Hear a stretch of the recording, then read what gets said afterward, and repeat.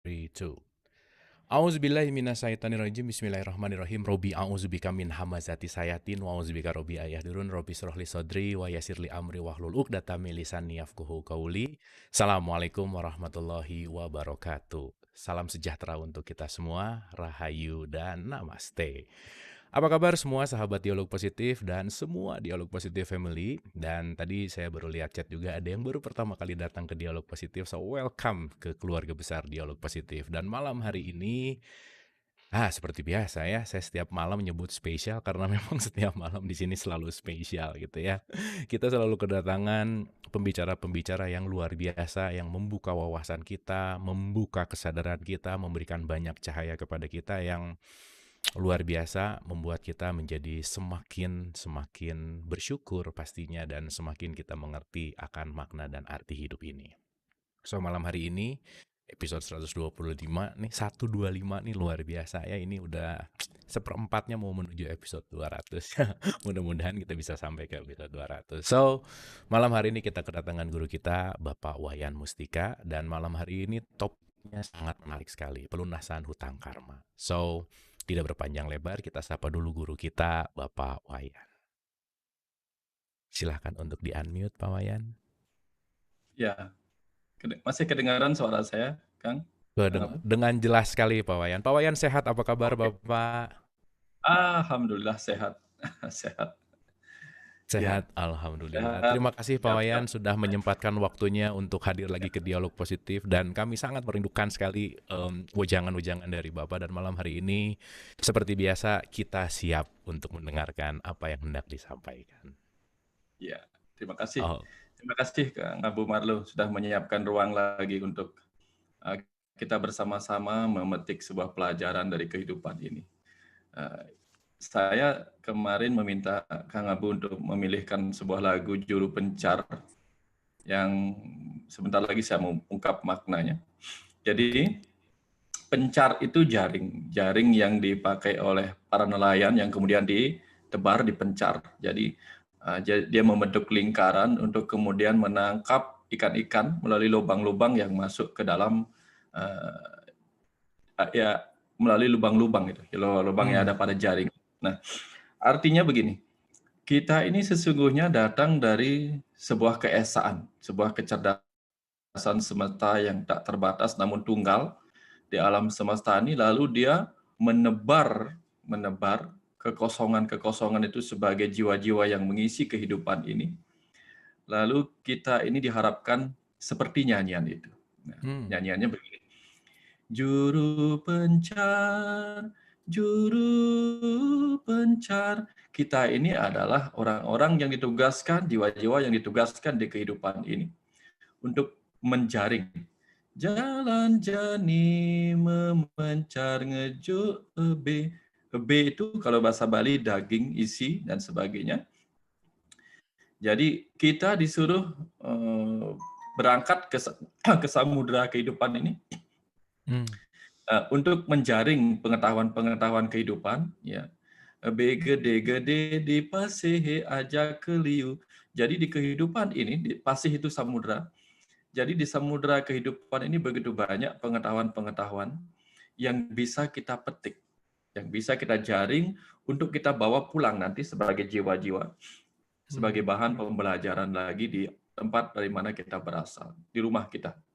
Nah, jadi kehidupan ini adalah samudera yang penuh dengan ilmu pengetahuan yang mari sama-sama kita petik dalam profesi apapun kita saat ini sedang berada. Nah, itu pesan di awal. Nah, wah, itu luar biasa sekali, Pak. ya, Itu, wah, dengar lagunya aja, dengar pembahasannya ini udah langsung, waduh, udah langsung dapat banget.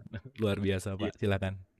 Nah, untuk bisa menangkap menjaring pengetahuan-pengetahuan kehidupan ini, maka kehidupan ini harus kita lakukan isi dengan apa yang disebut sebagai tindakan. Nah, tindakan itulah yang dalam bahasa Sanskerta disebut sebagai karma. Nah, jadi dalam topik pelunasan hutang karma ini, ada 3 hal yang kita mesti bahas dulu. 1, pelunasan, bagaimana cara kita melunasi. 2, hutang, kenapa kita punya hutang karma. Lalu 3, karma itu sendiri. Jadi apa makna karma sesungguhnya?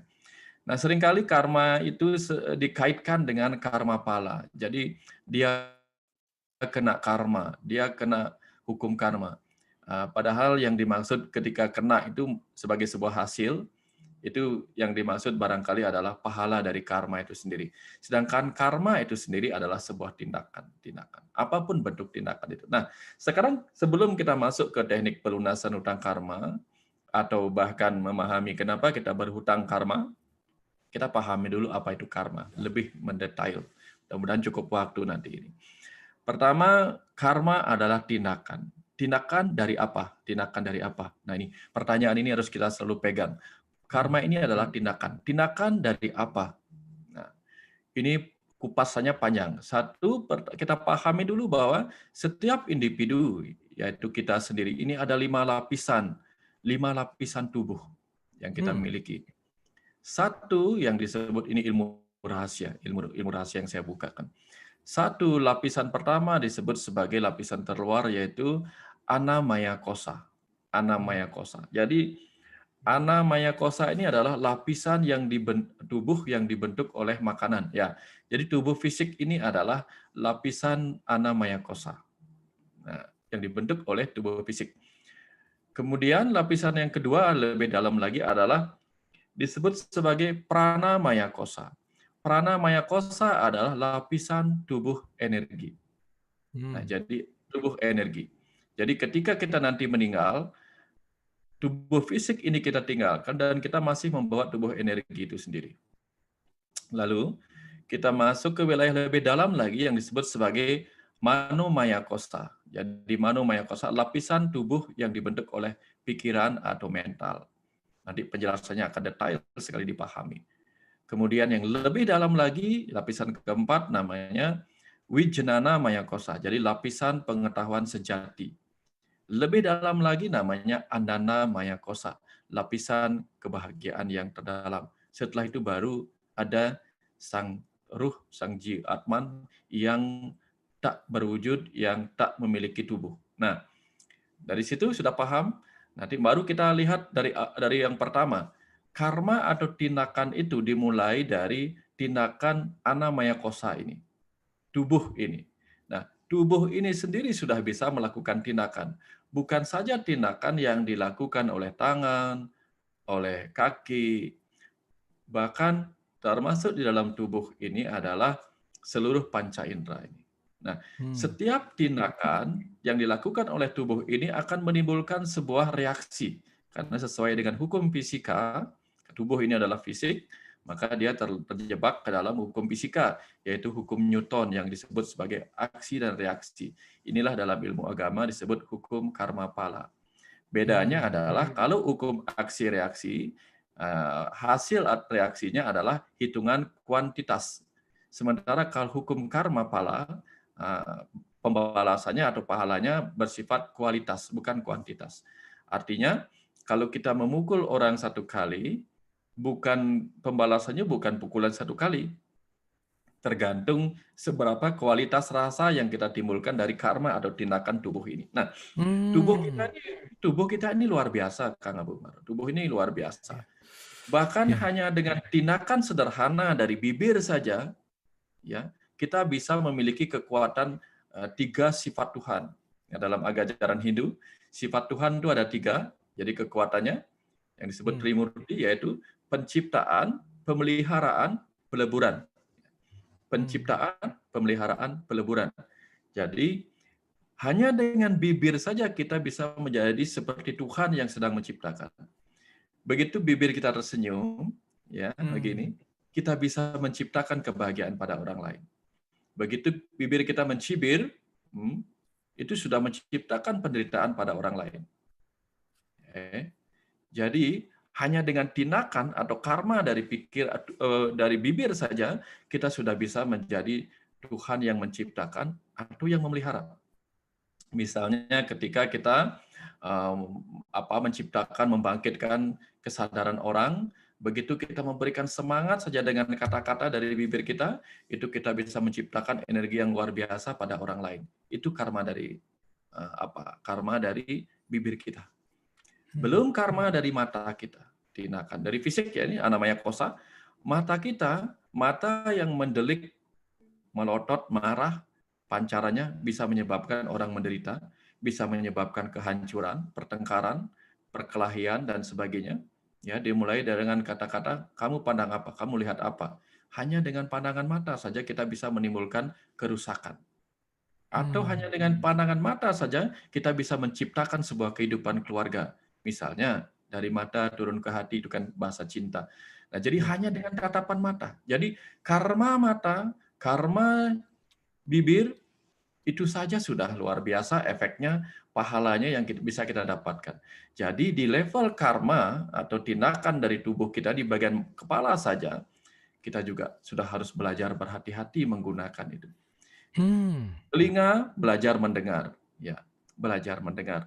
Salah mendengar sebuah berita, salah mempersepsikan sebuah apa yang didengar, itu bisa menciptakan penderitaan di dalam diri kita, atau bangkitnya sebuah semangat motivasi dalam diri kita, atau yang lainnya.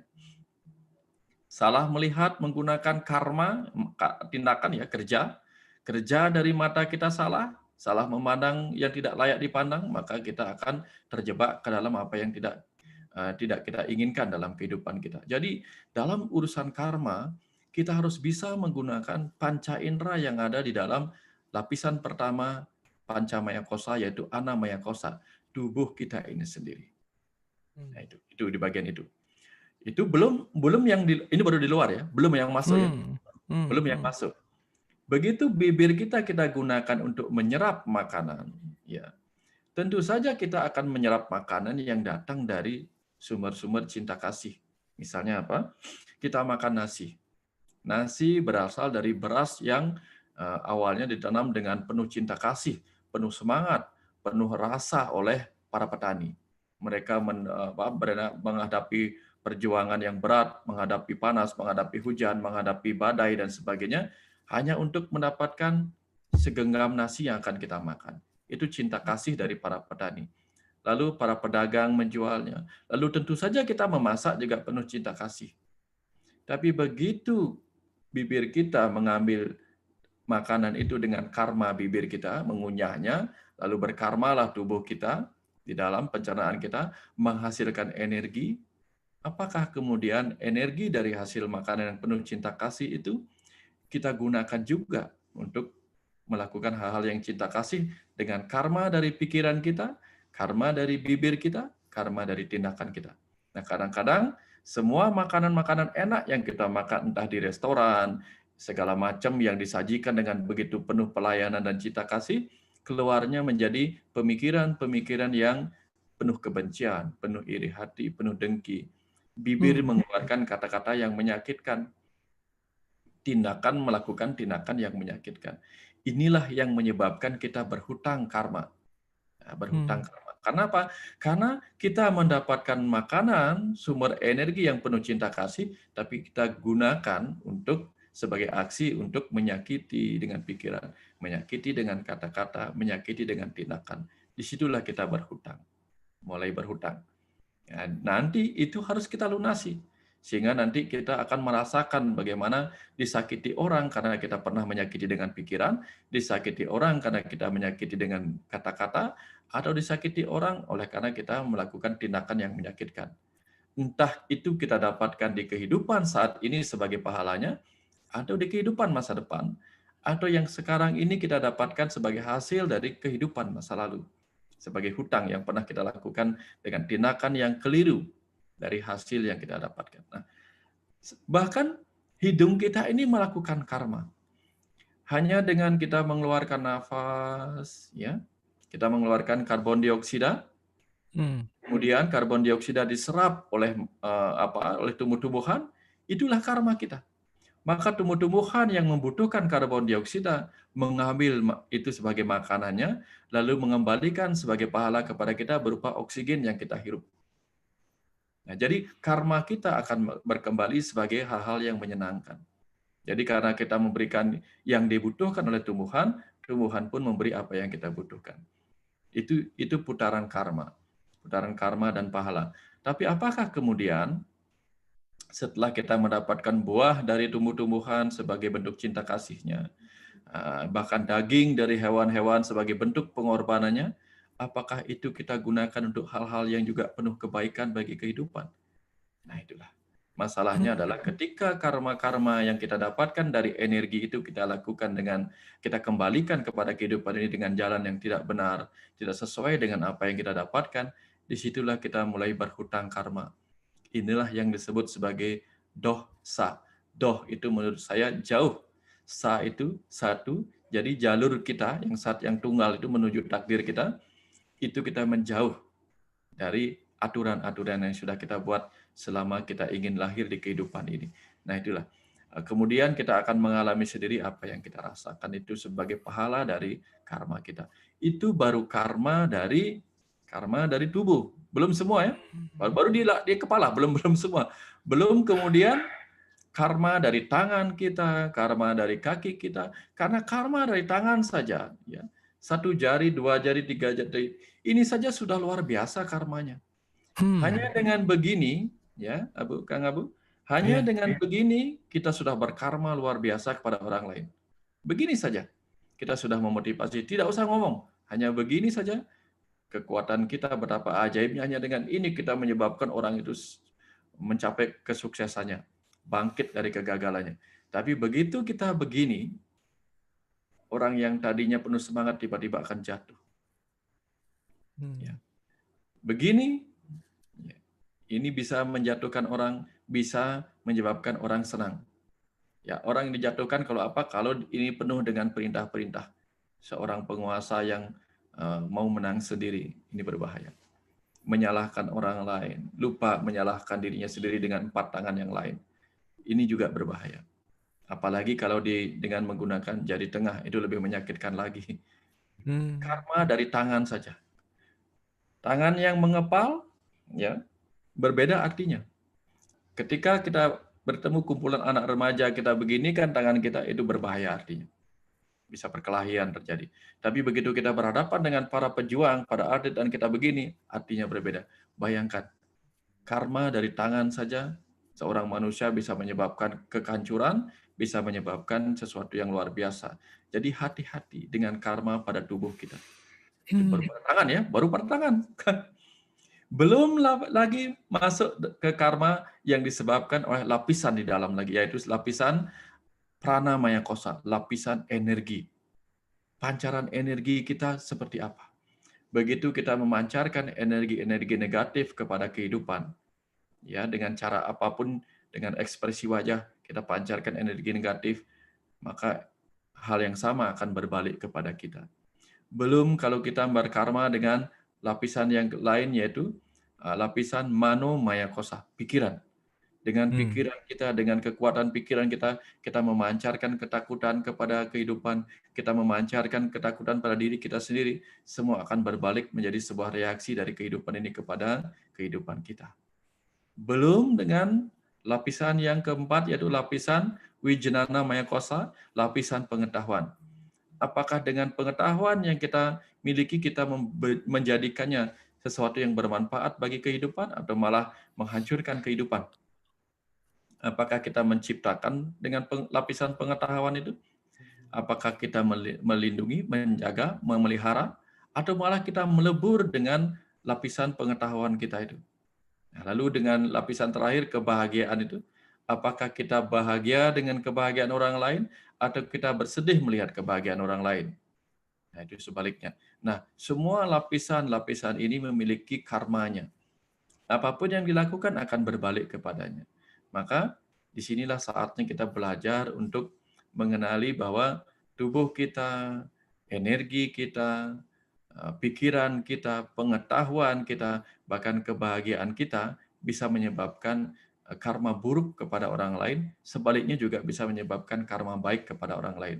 Nah, jadi setiap karma inilah yang kemudian memberikan reaksi atau pahala yang disebut sebagai hukum aksi reaksi atau hukum karma pala.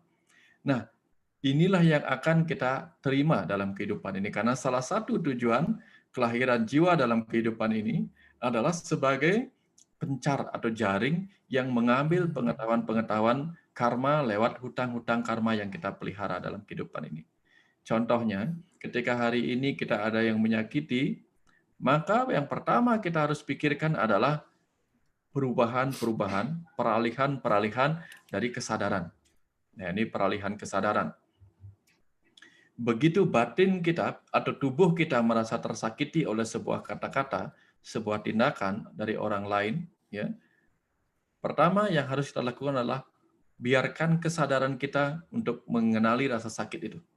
Ya, ini membuka rasa, membuka perasaan kita untuk mengenali rasa apa yang ditimbulkan oleh kata-kata atau tindakan orang lain kepada kita dalam satu saat kehidupan kita ini. Lalu renungkan rasa itu, buka perasaan kita, buka batin kita. Kenali perasaan itu, bagian mana yang terluka, setelah itu kita rasakan. Pindahlah kesadaran yang lebih dalam lagi, kesadaran ego.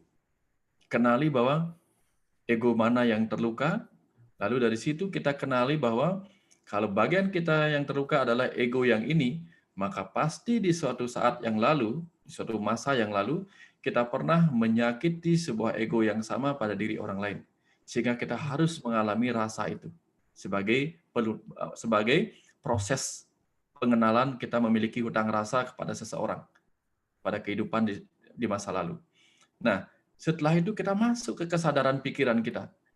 Ya, kenali pikiran kita, lalu jadikan pikiran kita sebagai pengamat dari rasa itu. Tidak terlibat secara emosional, hanya mengamati. Lalu lalu masuk ke lapisan yang lebih dalam, lapisan pengetahuan sejati, lalu kita jadikan pengetahuan sejati kita untuk mengenali kenapa kita disakiti oleh seseorang di saat ini. Bisa jadi ini adalah pengalaman rasa yang sama yang dialami oleh orang tersebut karena karma kita di suatu masa yang lalu kepada orang lain atau kepada dia sendiri yang menyakiti kita saat ini. Itu perpindahan kesadaran kita kepada kesadaran pengetahuan. Setelah kita memahami pengetahuan karma ini, pengetahuan tentang kelahiran ini, disitulah kemudian kita akan bisa tersenyum, benar-benar tersenyum karena kita menyadari bahwa rasa inilah rasa sakit yang pernah saya lakukan pada orang ini di kehidupan masa lalu. Berarti cara melunasinya adalah menjadikannya nol. Menjadikannya nol adalah kalau dia negatif, menjadikannya nol adalah memberikan yang positif, bukan memberikan yang negatif. Kalau diberikan negatif, tambah banyak. Ya, jadi ketika orang menyakiti kita, yang kita berikan adalah satu pemahaman. Tarik nafas, lalu hening sejenak, lalu pikirkan, ini toh rasa yang pernah saya lakukan kepada seseorang di masa lalu, atau setidaknya kepada orang ini. Oke, aku mengerti. Yang kedua, yang ketiga, oke, baik, aku meminta maaf jika aku pernah melakukan ini di kehidupan masa laluku. Entah sadar atau tidak sadar aku lakukan. Sekarang aku mendoakan, semoga engkau bahagia. Ini adalah cara kita memberikan energi positif terhadap energi negatif yang diberikan kepada kita. Baru akan menjadi lunas, jadi nol. Sayangnya kebanyakan kita selama ini diberikan negatif, membalas dengan negatif. Akhirnya yang terjadi adalah lingkaran setan. Tidak berhentilah lingkaran karma itu dari kehidupan demi kehidupan. Nah, kapan kita akan mencapai lapisan terakhir yang disebut lapisan ananda maya kosa atau lapisan kebahagiaan? Tidak akan. Karena bagaimana mungkin kita mendapatkan sesuatu yang membahagiakan selama kita memberikan reaksi-reaksi negatif dan terus ya gali lubang, tutup lubang, gali lubang, tutup lubang. Membayar hutang dengan mengambil hutang lain, membayar hutang dengan mengambil hutang lain. Jadi memberikan reaksi negatif terhadap aksi negatif yang diberikan oleh orang lain. Nah, inilah simpel dari penjelasan tentang satu karma yang dilakukan oleh semua lapisan tubuh kita, pikiran kita, energi kita, pengetahuan kita, dan kebahagiaan kita yang disebut pancamaya kosa itu. Nah, sekarang yang paling sederhana setelah memahami ini, kita bermain-main dulu lah di level yang pertama, yaitu di level karma dari anamaya kosa atau lapisan tubuh kita. Ya. Nanti di sini kita silahkan berdiskusi lagi panjang lebar lagi. Nah, itu kira-kira pengantar di awal, Kang Abu Mar. Kira-kira pengantar di awal. Silahkan nanti kalau ada yang didiskusikan, ditanyakan, nanti saya teruskan ininya. Setidak-tidaknya ini pengantar dulu, pengantar. Ya. Silakan. Baik, ini pengantarnya bikin jadi nggak bisa dan nggak pengen ngomong Pak Wayan. Ini luar biasa sekali Pak Wayan. Ini openingnya benar-benar luar biasa. Jadi mengingatkan bahwa teman-teman sahabat Dialog Positif siapapun yang menonton acara ini, saya sebagai host kalau ada karma-karma buruk yang keluar dari ucapan saya minta maaf dulu pertama-tama gitu. Jadi luar biasa Pak Wayan. Saya dari detik awal Pak Wayan mengatakan karma mulai dari Anamaya Kosa gitu, ketika kita menyadari bahwa bibir aja, tangan aja, gesture mata aja itu semuanya menyampaikan pesan yang semua akan kembali kepada diri kita gitu. Terutama tadi ketika Pak Wayan mengatakan bahwa di dalam makanan, dan ini benar-benar baru saya sadari malam hari ini Pak Wayan, saya baru benar-benar awaken gitu, saya baru benar-benar sadar bahwa iya ya gitu. Makanan yang kita makan setiap hari itu, coba kita renungkan teman-teman sahabat Dialog Positif semua. Saya baru menyadari kenapa banyak kitab suci mengatakan sedikit dari kamu yang bersyukur, sedikit dari kamu yang bersyukur. Kita kadang-kadang take it for granted dari makanan yang kita makan. Simpel, ini hal yang luar biasa Pak Wayan, terima kasih. Kita makan, let's say gitu ya. Jadi saya menangkap ini barusan. Saya sedikit cerita nggak apa-apa ya Pak Wayan ya, sedikit Boleh, cerita boleh. untuk feedback Boleh, ini sedikit aja. Ini ya, boleh. saya benar-benar saya merasakan ini banget gitu sekarang saat ini gitu. Saya baru menyadari ketika Pak Wayan tadi mengatakan betapa petani misalkan menanam padi dengan penuh sayang, penuh cinta, penuh kasih, yang dimana hasilnya itu menumbuhkan padi yang terdistribusi sampai kita, sampai ke piring di depan meja makan kita gitu teman-teman. Saya barusan tadi terinspirasi dengan kalimat tadi gitu, bahwa mari kita renungkan betapa mahalnya satu piring makanan yang kita anggap remeh gitu. Kita melihat bahwa berapa miliar mungkin ya, kalau saya bisa bicara miliar, yang terkontribusi terhadap makanan yang kita anggap itu jadi nggak enak, keasinan dan lain-lain. Mari kita renungkan. Distribusi dari mulai beras, itu datang dari sawah sampai ke kita, itu biaya distribusinya berapa? Itu kalau mau masak itu perlu gas itu perlu bikin pabrik juga. Itu perlu piring, kalau piring perlu tanah liat, itu perlu pabrik juga. Itu semua kalau dihitung di dalam satu makanan yang kita kadang-kadang tidak syukuri, itu priceless gitu. Berapa ratus orang, berapa ribu orang yang terlibat di dalam satu mangkuk makanan kita yang kadang begitu kita makan, luar biasa Pak Wayan, terima kasih. Justru malah cinta kasih yang datang dari makanan kita keluarkan dengan emosi, ego, dan seterusnya. Dan itu detik barusan Pak Wayan mengatakan, saya baru benar-benar terbuka sekali betapa banyak sekali karma yang justru malah kita tidak sadari, dan itu sudah menjadi kebiasaan berulang-ulang, muter di tempat yang sama, muter di lingkaran setan yang sama. So that's why, itulah kenapa sulit bersyukur gitu. Manusia sulit bersyukur karena tidak menyadari hal ini gitu. Dan luar biasa Pak Wayan tadi, itu benar-benar mendalamkan lagi. Ada orang yang nyakitin hati kita, itu poinnya ternyata cuma satu gitu. Membuka rasa. Bahwa rasa itulah yang pernah kita lakukan ke siapapun itu yang memberikan sinyal itu, untuk ya justru itu adalah kebaikan untuk kita jadi apa ya, jadi tahu gitu apa yang harus kita lakukan. Wah ini Pak, ini openingnya sudah sangat luar biasa dan rasanya tuh luar biasa. Nah, saya ingin melanjutkan sedikit Pak, ini kalau saya cerita jadi panjang gitu ya. Cuman terima kasih Pak Wayan. Wah ini bisa jadi satu bab gitu di buku, mungkin bisa jadi beberapa bab yang luar biasa. Terima kasih. Nah Pak Wayan, sekarang yang jadi pertanyaan adalah begini. Saya jadi saya jadi benar-benar tadi tuh Pak Wayan bicara seakan-akan Pak Wayan ada di depan saya, terus bawah kaca, terus saya memang ngelihat muka saya sendiri gitu Pak Wayan.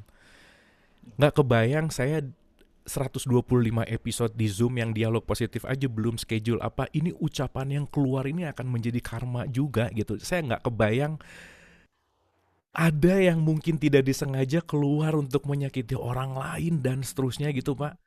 Dan itu akan berbalik kepada saya gitu. Nah yang jadi pertanyaan Pak Wayan, gimana untuk fix karma ini? Gimana untuk memperbaiki karma ini sebetulnya Pak Wayan?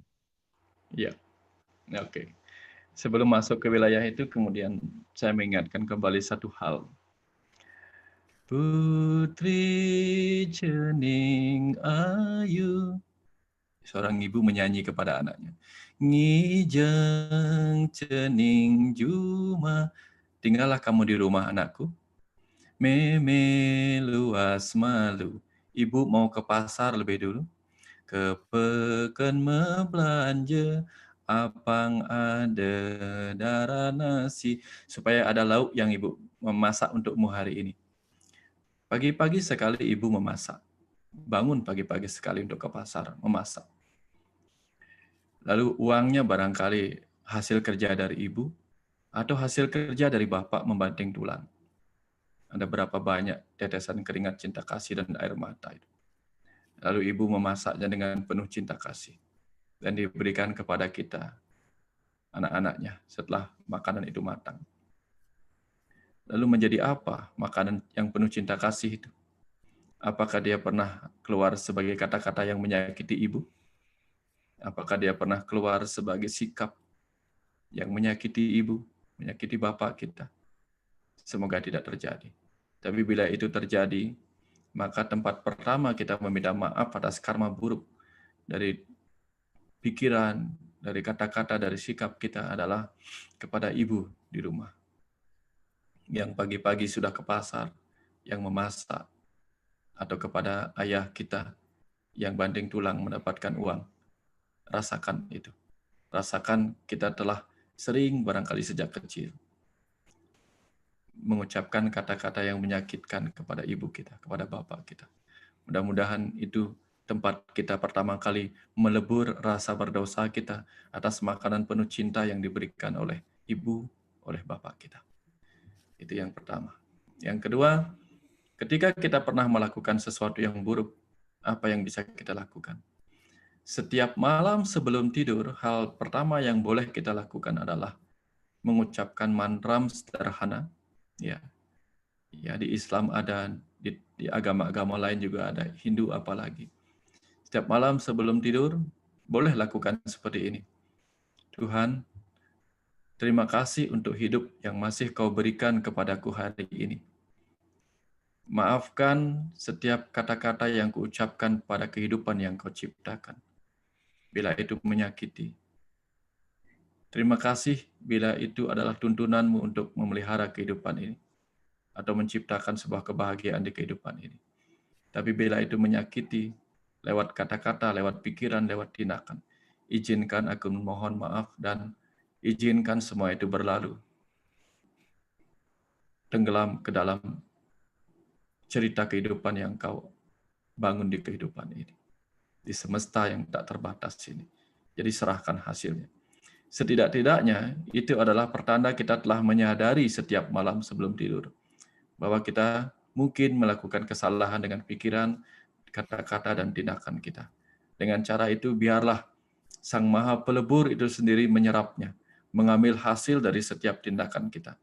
Karena betapapun juga, dengan pikiran kita yang berasal dari kecerdasan, dengan energi yang kita gunakan untuk mengucapkan atau melakukan tindakan, sesungguhnya kecerdasan semesta, energi semesta, materi semesta yang ada sebagai tubuh kita adalah miliknya, yang sedang kita gunakan hari ini.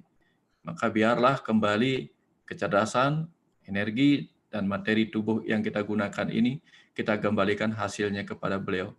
Tetapi kita kembalikan dengan penuh kesadaran bahwa jika itu kesalahan, maka berasal dari kehilapan kita. Tapi jika itu kebenaran, semua adalah kembali kepada miliknya.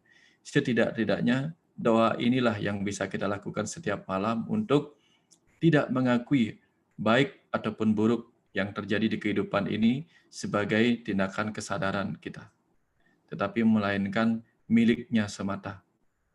Jika itu salah, itu adalah kehilapan kita menggunakan miliknya. Jika itu benar, itu adalah kebenaran darinya yang menuntun kita. Nah, dengan cara seperti itulah kita gampang untuk melepaskan semua yang sudah berlalu.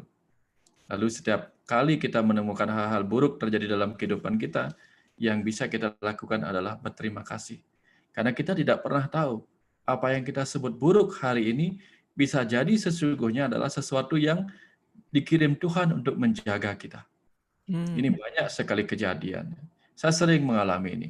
Ketika saya mau berangkat ke tempat kerja, ke masa kuliah dulu, Ketika saya berdoa, Tuhan, lindungi saya dalam perjalanan hari ini. Tiba-tiba ban motor kempes tertusuk paku. Apakah saya marah? Tidak.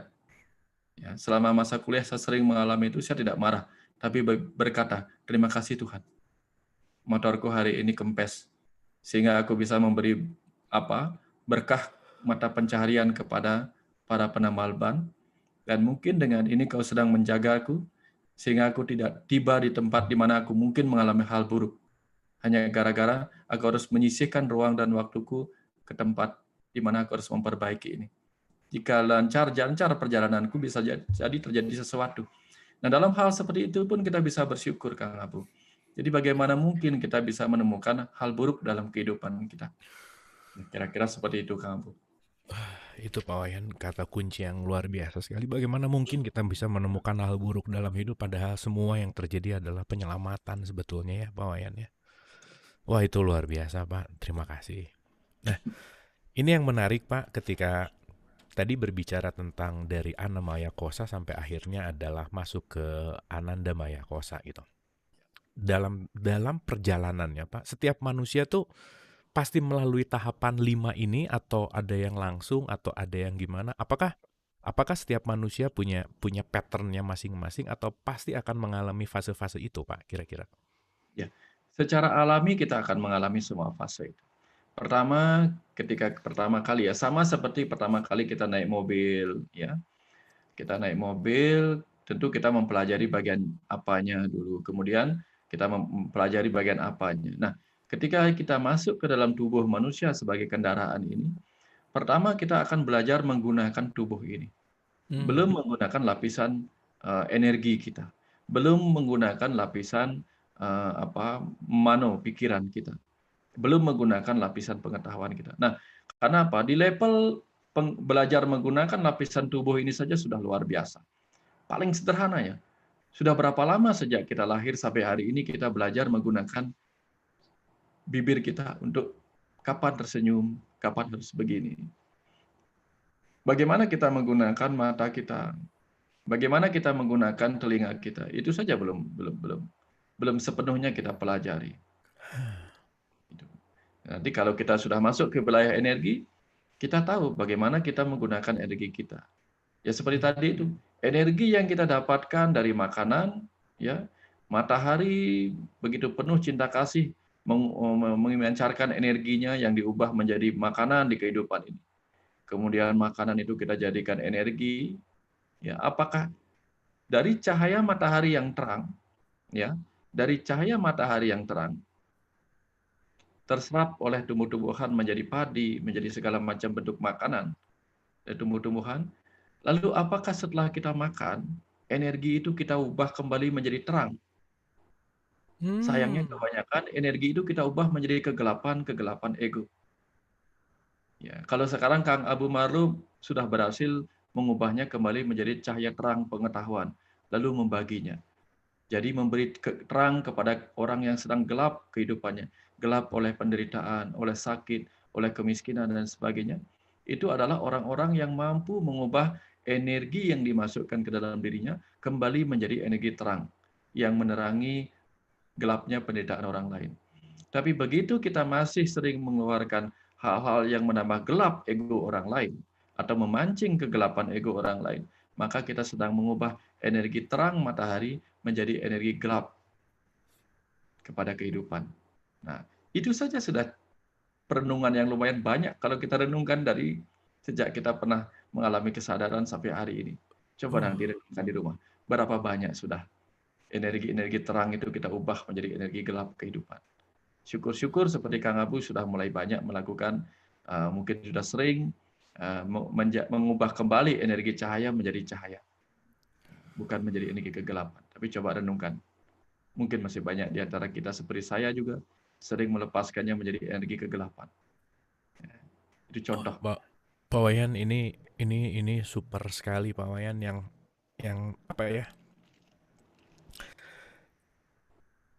Membuat kita jadi selalu waspada gitu Pak. Ketika kita menyadari hal ini, tidak ada apapun yang terjadi dalam hidup itu yang tidak bermakna, yang intinya adalah cahaya dan kasih sayang gitu Pak. Jadi Luar biasa sih, saya jadi menyadari tentang kalimat, let's say saya ngambil dari dalam kitab suci, let's say Quran mengatakan zulmatin ilan nur gitu, dari gelap menjadi cahaya.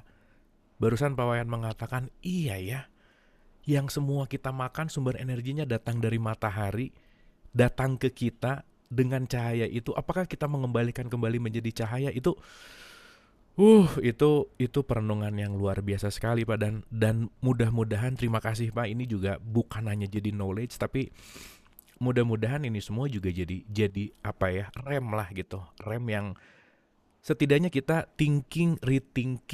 rethinking lagi sebelum kita mengucapkan, sebelum kita bertindak, karena saya sangat gimana ya, udah bukan setuju lagi, karena ini sudah diyakini dan sudah dialami, apa yang keluar itu pasti akan kembali gitu. Nah, terima kasih juga Pak tadi ketika mengatakan bahwa kita lagi belajar nyetir kendaraan ini. Iya ya, baru disadari juga ini tuh kendaraan yang kita baru belajar nyetir, yang masih banyak nabrak-nabrak, yang ya dalam kehidupan sekarang sampai saat ini sudahkah kita bisa menyetir si kendaraan ini. Nah, kembali kepada 5 lapisan tadi, Pak. Ketika di dalam konteks biological, let's say mata, bibir, dan seterusnya, itu pun memiliki karma, dan itu sangat membantu saya pribadi, dan saya rasa teman-teman yang ada di sini juga, semua yang menyaksikan ini juga, saya rasa kita mendapatkan rasa yang sama gitu ya, betapa bersyukur dan betapa ada sesuatu yang sangat ke dalam diri kita tuh, ada sesuatu deh saya rasa, dan susah diceritain lah gitu, pasti ada rasanya. Nah, naik satu level dari fisik kepada non-fisik Pak Wayan, energi itu kan lebih tidak terlihat gitu. Ya, Maaf sekali ketika saya mengatakan atau saya mengeluarkan dengan seperti ini di tempat yang berbeda, itu maknanya akan berbeda. Nah, ketika semakin halus menjadi energi, gimana kita bisa controlling si karma ini supaya energi itu kembali ke kitanya jadi lebih baik gitu Pak? Silakan. ya, oke. Jadi gini, eh, seperti yang pernah saya ceritakan tentang Tuhan di masa lalu, gitu. Di awal-awal atau dalam buku Rahasia-Rahasiaku.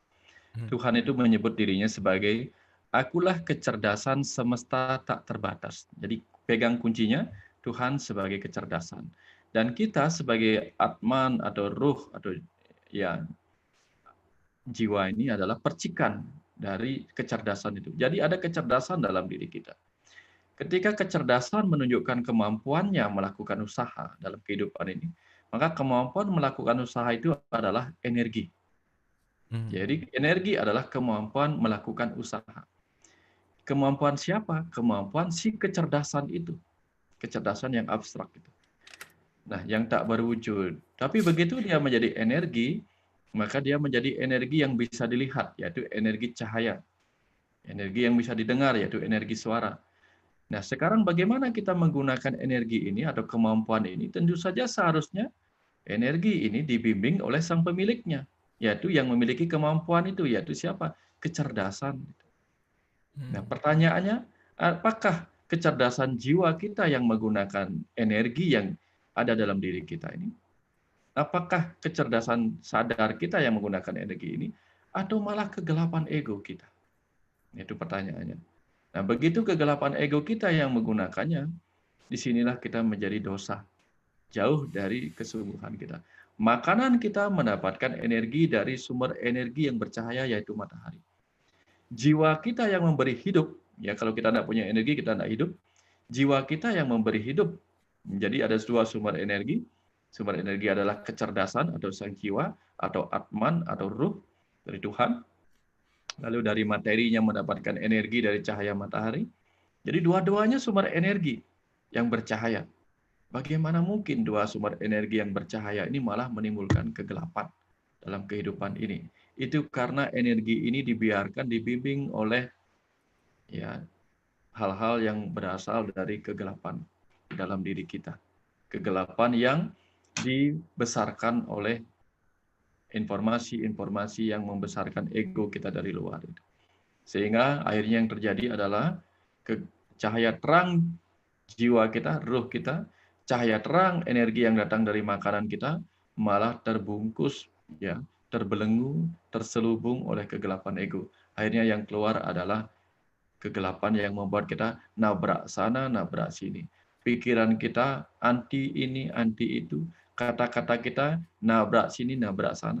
karena urusannya nabrak-nabrak, tentu akhirnya hasilnya adalah kehancuran dan rasa sakit karena nabrak sana nabrak sini.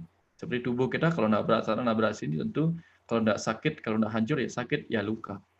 Jadi ketika dia keluar energi sebagai kata-kata nabrak sana nabrak sini, tentu saja tabrakan itu akan menyebabkan kehancuran atau luka.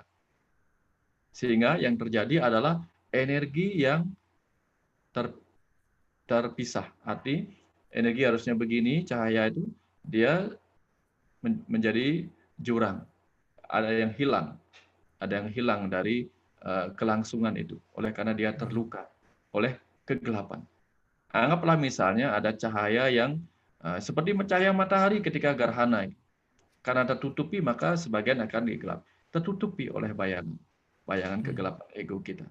Nah itulah yang menyebabkannya. Jadi siapa yang salah? Kita hanya salah tidak mampu menggunakan dengan baik energi yang bercahaya dari Tuhan sebagai jiwa roh kita. Kemudian energi yang bercahaya dari matahari kepada tubuh kita, keluarnya kok kenapa menjadi kegelapan. Mungkin kita harus membersihkan selubung itu sendiri dari dalam kita. Wah, luar biasa Pak Wayan, terima kasih. Saya banyak sekali pertanyaan, tapi saya ingin berbagi juga supaya teman-teman bisa sama-sama untuk bisa sharing gitu Pak Wayan. Jadi teman-teman silahkan jika ada pertanyaan, mau langsung raise hand, mau langsung bicara langsung, baik di YouTube maupun di Zoom, dipersilahkan. Dan ini udah ada masuk satu nih, ya silakan ya kita diskusi nih, ini luar biasa ya teman-teman. Wah, kita bersyukur ya malam hari ini luar biasa sekali gitu. Terima kasih sekali lagi Pak Wayan. Oke, ini ada pertanyaan begini Pak. Oke, nanti sebelum ke Pak Azmi, ini ada satu private dulu sebentar ya. Nanti ke Pak Azmi habis. Oh, Pak Azmi tadi kepencet kayaknya. Oke. Jadi ini pertanyaannya private. Pertanyaannya begini. Assalamualaikum Kang Abu, waalaikumsalam. Maaf mau titip pertanyaan. Seperti yang dijelaskan Bapak Wayan bahwa seseorang akan menerima karma atas apa yang telah kita lakukan. Misal, seseorang menderita cancer. Bagaimana mekanisme penjelasannya seseorang yang menderita sakit dari sisi karma dan bagaimana sebaiknya menghindari karma yang berupa sakit ini? Terima kasih. Silakan, Pak. Baik, terima kasih banyak. Jadi begini, tubuh kita itu dipenuhi oleh kecerdasan yang luar biasa. Setiap sel tubuh kita itu memiliki DNA yang tersusun dari 5 jenis atom yang membentuk rantai DNA yang sedemikian cerdasnya luar biasa. Di seluruh tubuh kita DNA-nya sama, tapi cerdasnya luar biasa. Kalau kita cabut bulu alis, dia tidak akan tumbuh sepanjang bulu rambut kita. Kalau kita cabut bulu hidung, padahal DNA-nya sama. Ketika kita cabut bulu hidung, tidak akan pernah dia tumbuh sepanjang rambut kita. Dia tahu, kalau di hidung saya akan berukuran sekian, kalau di alis sekian, kalau di rambut sekian. Bayangkan kalau rambut kita digunting, kemudian dia hanya tumbuh sepanjang atau sepanjang bulu hidung, semua orang akan pendek-pendek. DNA yang sama kecerdasannya luar biasa. Jadi seluruh sel tubuh kita memiliki kecerdasan yang luar biasa. Dan dia akan bekerja dengan kecerdasannya yang luar biasa itu untuk memelihara dan menciptakan sel-sel baru yang sesuai dengan yang dibutuhkan. Tapi apa yang kemudian dilakukan sebagai karma oleh pikiran kita? Kadang kita mengganggu. Kenapa? Karena pikiran kita adalah penguasa dari seluruh sel-sel tubuh kita. Pikiran kita disebut dalam ilmu mitologi sebagai Prajapati, penguasa. Jadi presiden alam semesta kecil ini adalah pikiran kita. Begitu pikiran kita memerintahkan, kamu sakit, kamu sakit, kamu sakit, kita akan sakit. Ketika kita terus-menerus memberikan kepada kecerdasan, namanya sel-sel tubuh kita cerdas, memberikan dia stresor, kamu tidak berguna, kamu tidak berguna. Kamu ini sebentar lagi akan mati, kamu ini tidak ada gunanya, dan sebagainya. Setiap sel tubuh mengalami stresornya. Tubuh pun setiap sel tubuh yang mengalami stres itu kemudian akan melakukan reaksinya.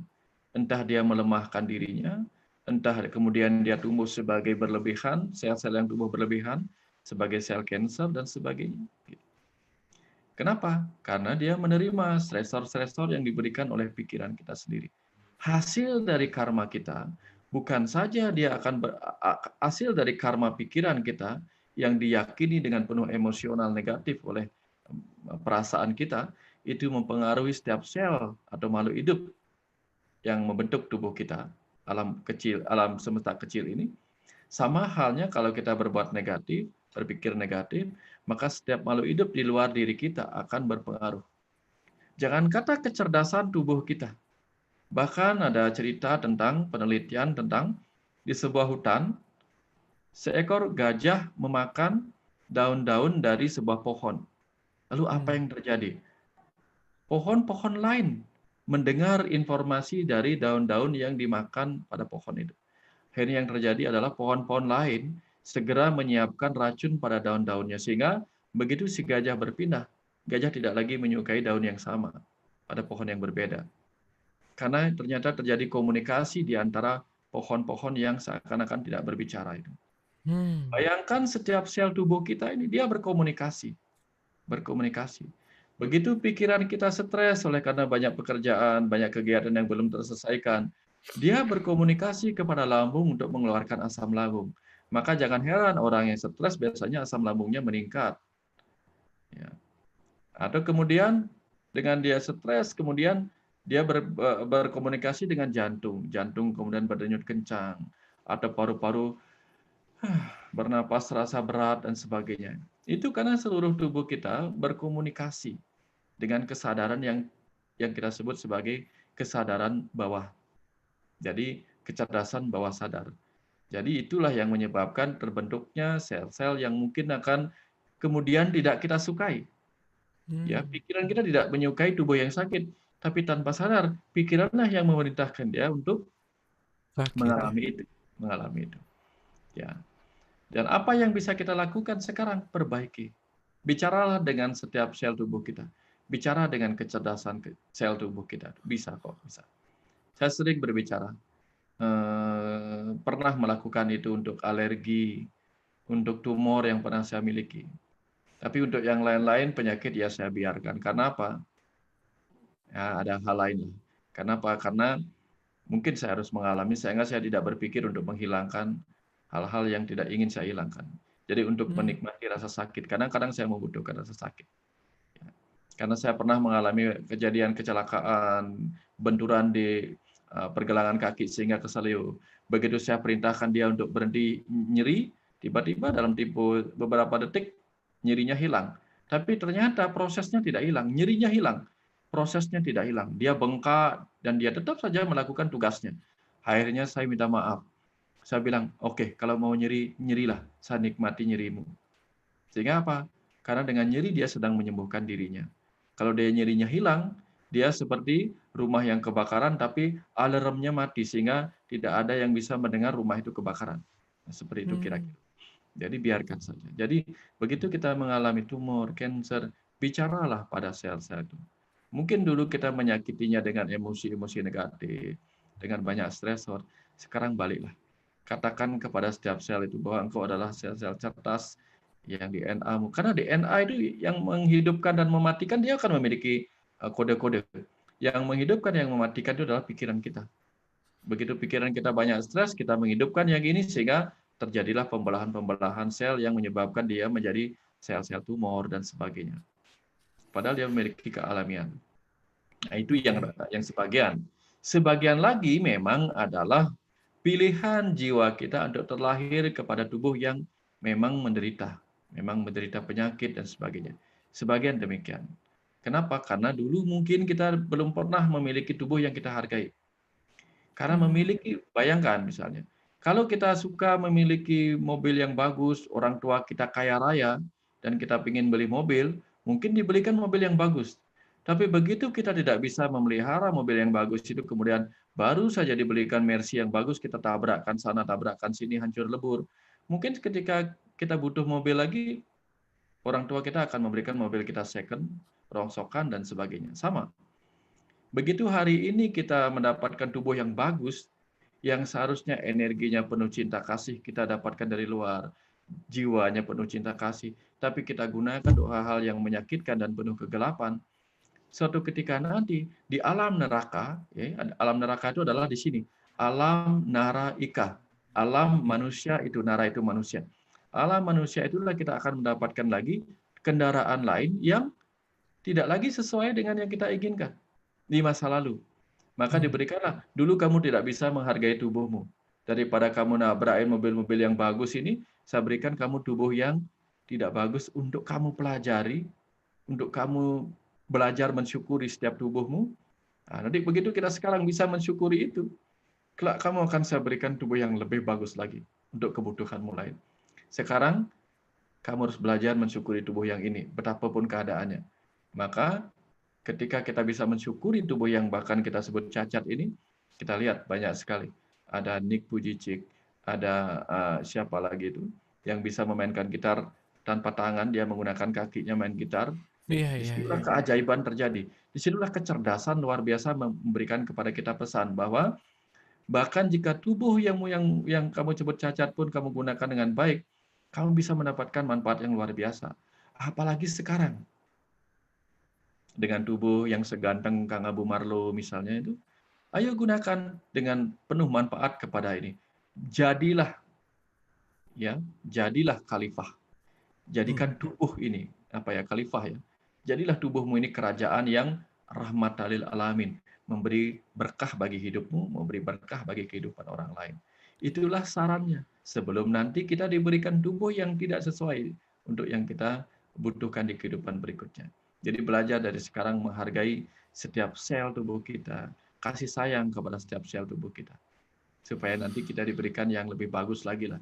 Nah, seperti misalnya kalau kita diberikan oleh orang tua kita gadget atau alat apapun yang kita bisa rawat dengan baik, itu nanti akan diberikan yang lebih baik sesuai dengan peningkatan kecerdasan dan kemampuan kita. Jadi ruh kita semakin matang nanti akan diberikan tubuh yang lebih bagus, yang lebih mampu mengikuti kematangan ruh kita ketika terlahir kembali dalam kehidupan berikutnya. Tapi begitu ruh kita tidak mampu menggunakan tubuh ini, tidak bisa menggunakan lapisan pikirannya, lapisan energinya, siap-siap di kehidupan berikutnya, kita akan mendapatkan tubuh yang belum tentu kita inginkan. Nah, tapi kembali seperti tadi, begitu dengan kesadaran kita bisa bersyukur, bahkan tubuh yang kita sebut cacat pun akan luar biasa ininya. Nah, jadi pada banyak keadaan kita temui orang-orang dengan tubuh yang cacat justru mengagumkan sekali karya-karyanya, mengagumkan sekali caranya menghadapi kehidupan. Karena mungkin mereka sesungguhnya adalah ruh matang yang diam dalam tubuh cacat, tetapi untuk mengajari orang-orang yang sedang berada dalam penderitaan di tubuh yang cacat itu. Kira-kira seperti itu, Kang Bumar. Wah, itu kalimat terakhir luar biasa sekali, Pak. Boleh jadi itu adalah ruh matang yang disimpan di tubuh yang cacat untuk memberikan pelajaran kepada orang yang belum mengerti gitu ya, Pak ya. Ya. Itu luar biasa. Saya jadi satu terbersit, Pak. Sejatinya kita tuh dalam tanda petik ya, Pak. Ini nggak tahu sih, kepikiran tadi Bapak bicara bahwa sebetulnya kita tuh banyak sekali menjahati diri sendiri sebetulnya ya, Pak ya. Kita tuh banyak sekali bahasa, kalau dalam bahasa Arabnya disebut zolim gitu. Menyakiti diri lagi. In a sense kita dalam tanda petik melakukan apapun yang di luar tadi sel yang seharusnya terjadi dengan baik, pikiran kita malah jadi blokir dan seterusnya. Kira-kira seperti itu nggak, Pak? Iya, betul. Banyak sekali. Kenapa kita sering menyakiti diri sendiri? Karena itu adalah mekanisme pembelaan ego kita. Jadi dalam mekanisme pembelaan ego itu prosesnya sejak kecil itu begini. Sebenarnya kita bertumbuh normal, sama seperti pepohonan. Begitu pepohonan bertumbuh menuju cahaya, tapi dia terhalang oleh sesuatu, maka dia akan berbelok. Nah, ada mekanisme pembelaan dia untuk tetap menuju cahaya. Nah, diri kita ya sebagai manusia ini pun seringkali mengalami hambatan-hambatan. Contohnya, ketika kita bertumbuh di masa kecil, kadang-kadang kita dihambat untuk menemukan jawaban oleh orang tua kita. Ketika misalnya di agama kita menanyakan Tuhan itu siapa, Tuhan itu apa, kita dimarahin, kamu jangan nanya-nanya itu, nggak boleh nanya-nanya tentang siapa Tuhan. Nanti kamu kehilangan keyakinanmu kepada Tuhan. Akhirnya yang terjadi adalah kita memendam rasa sakit oleh karena ada kesenjangan antara pencarian kita dengan jawaban yang kita butuhkan. Apapun bentuk rasa sakit yang kita dapatkan itu akan membuat kita bereaksi secara ego sebagai mekanisme pembelaan. Karena begitu pikiran kita merasakan luka yang kita sebut sebagai perasaan tersakiti, seketika ego kita akan bereaksi untuk menyelamatkan diri. Entah reaksi dalam bentuk fight atau melawan atau flight, melarikan diri. Yang melawan misalnya akan berusaha untuk menyakiti, menyakiti balik yang menyakitinya.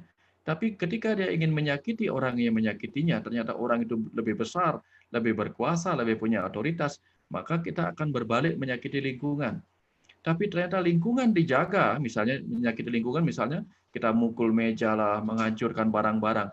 Tapi begitu semua itu terjaga oleh orang yang juga lebih berkuasa, akhirnya kita menyakiti diri kita sendiri. Nah, Hmm. itulah yang banyak terjadi ketika kita masih kecil. Menyakiti diri kita sendiri, menyakiti diri kita sendiri.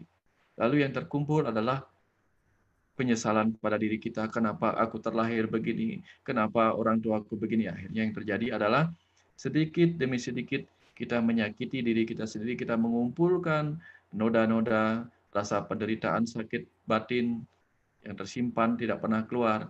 Itu yang akhirnya keluarlah sekarang sebagai ekspresi dari pertumbuhan sel-sel tubuh kita. Ada berbentuk sel kanker, ada berbentuk sel yang mudah imunnya turun dan sebagainya. Nah, jadi kenapa kita menyakiti diri sendiri? Karena di masa kecil mungkin kita tidak pernah bisa mengekspresikan perasaan sakit kita kepada orang lain, sehingga kita mengekspresikan itu kepada diri kita sendiri. Nah, berat bebannya adalah sekaranglah saatnya kita belajar untuk menyayangi tubuh kita, batin kita, memaafkan diri kita. Karena betapapun juga tubuh yang kita sakiti ini adalah Tuhan. Karena dia adalah materi-materi yang merupakan pemadatan energi. Sedangkan energi adalah kemampuan kecerdasan semesta itu. Tubuh ini adalah Tuhan. Energi yang ada kita ini adalah Tuhan. Jiwa kita, roh kita, atman kita adalah Tuhan. Sehingga ketika kita menyakiti diri kita, kita menyakiti Tuhan yang ada dalam diri kita. Saatnya sekarang, sebelum kita meminta maaf kepada Tuhan yang kita toleh ke atas, mari kita meminta maaf kepada Tuhan yang kita sakiti dalam diri kita. Belum kita minta maaf kepada Tuhan yang kita sakiti sebagai orang tua kita, sebagai teman kita, sebagai pasangan hidup kita, sebagai anak kita. Minimal cari anak kecil dalam diri kita yang pernah kita sakiti di masa kecil, dan kemudian kita framing bahwa ketika aku sakit, kaulah yang akan kusakiti. Ketika aku sakit, kaulah yang akan kusakiti. Ya, sekarang balik. Ketika aku tersakiti, maka aku akan melepaskan rasa sakit itu kepada alam yang lebih besar. Karena apa? Karena alam yang lebih besar tidak akan pernah tersakiti oleh rasa sakit kita, karena dia menyerap dengan cinta kasihnya. Nah, seperti itu. Kira-kira seperti itu, Oke, Kak. Ya, luar biasa Pak Wayan. Luar biasa, terima kasih. Tadi berkaitan sama orang tua Pak Wayan. Ini banyak sekali pertanyaan, jadi saya rangkum gitu ya. Jadi ini pertanyaannya banyak dari orang, dari YouTube juga ada, dari yang di chat juga ada. Jadi pertanyaannya kurang lebih begini Pak Wayan. Bagaimana kalau posisinya terbalik? Bukankah banyak orang tua yang menyakiti anak, sedangkan orang tua sendiri tidak pernah sama sekali meminta maaf atau sadar jika dia sudah menyakiti anaknya? Nah, bagaimana karma orang tua itu? Apakah juga itu menjadi karma seorang anaknya atau untuk anaknya atau keturunannya? Kira-kira itu rangkuman dari semua pertanyaan tentang hubungan antara orang tua sama anak. Silakan Pak Wayan. baik-baik. Bayangkan kita balik situasinya. Bayangkan sekarang kita adalah orang tua yang keras kepada anak, suka menyakiti anak, suka berkata-kata kasar kepada anak. Pokoknya kita orang tua yang tidak benar kepada anak kita. Nah, untuk merasakan apa yang dialami oleh anak kita, untuk mengalami rasa seperti apa yang dirasakan oleh anak kita, oleh perlakuan kita sebagai orang tua, kira-kira caranya bagaimana? Tentu saja caranya mengalami itu adalah dengan menjadi suatu ketika menjadi anak yang disakiti oleh orang tua. Betul. Hmm. Hanya itu satu-satunya cara. Karena untuk sampai di tingkat empati, untuk mengalami rasa seperti yang dirasakan orang lain, kita harus mengambil posisi. Ya, mengambil posisi yang sama. Sebagaimana posisi yang pernah kita berikan karma yang buruk itu. Nah, pertanyaannya adalah apa? Ketika kita sekarang atau pernah menjadi seorang anak yang disakiti oleh orang tua kita, pelajarannya adalah renungkan. Mungkin dulu kita pernah menjadi orang tua yang menyakiti anak, sehingga sekarang kita menjadi anak yang disakiti orang tua. Ya, begitu. Tapi Hmm. seandainya kita sekarang adalah orang tua yang pernah melakukan itu kepada anak kita, ya, saatnya sekarang yang sudah masuk ke level kesadaran ini, setidak-tidaknya belajar kesadaran ini untuk segera meminta maaf kepada sang anak. Minta maaf. Untuk apa? Supaya kelak kita tidak akan mengalami kembali hal yang sama. Karena kita tidak pernah tahu apakah hutang karma ini kita bayar lunas atau justru kita bayar berlebihan sehingga nanti harus kita terima lagi sebagai balasan dari hutang karma yang pernah kita lakukan di masa sekarang. Jadi alih-alih kita mengajari anak kita untuk merasakan apa yang kita rasakan, yang dirasakan seseorang di masa lalu oleh perlakuannya saat menjadi orang tua, ternyata kita melakukan berlebihan. Nah, jadi cara memutus hutang karma adalah kalau kita adalah anak yang pernah disakiti oleh orang tua, saatnya sekarang memahami itu. Ambil kesadaran kita sebagai anak. Lalu ambil kesadaran kita sebagai orang tua di masa lalu. Ini kesadaran ruh ya. Ambil kesadaran ruh ketika mungkin kita sebagai ruh yang lahir sebagai orang tua seorang anak di masa lalu, ambil di situ kemudian kita minta maaf.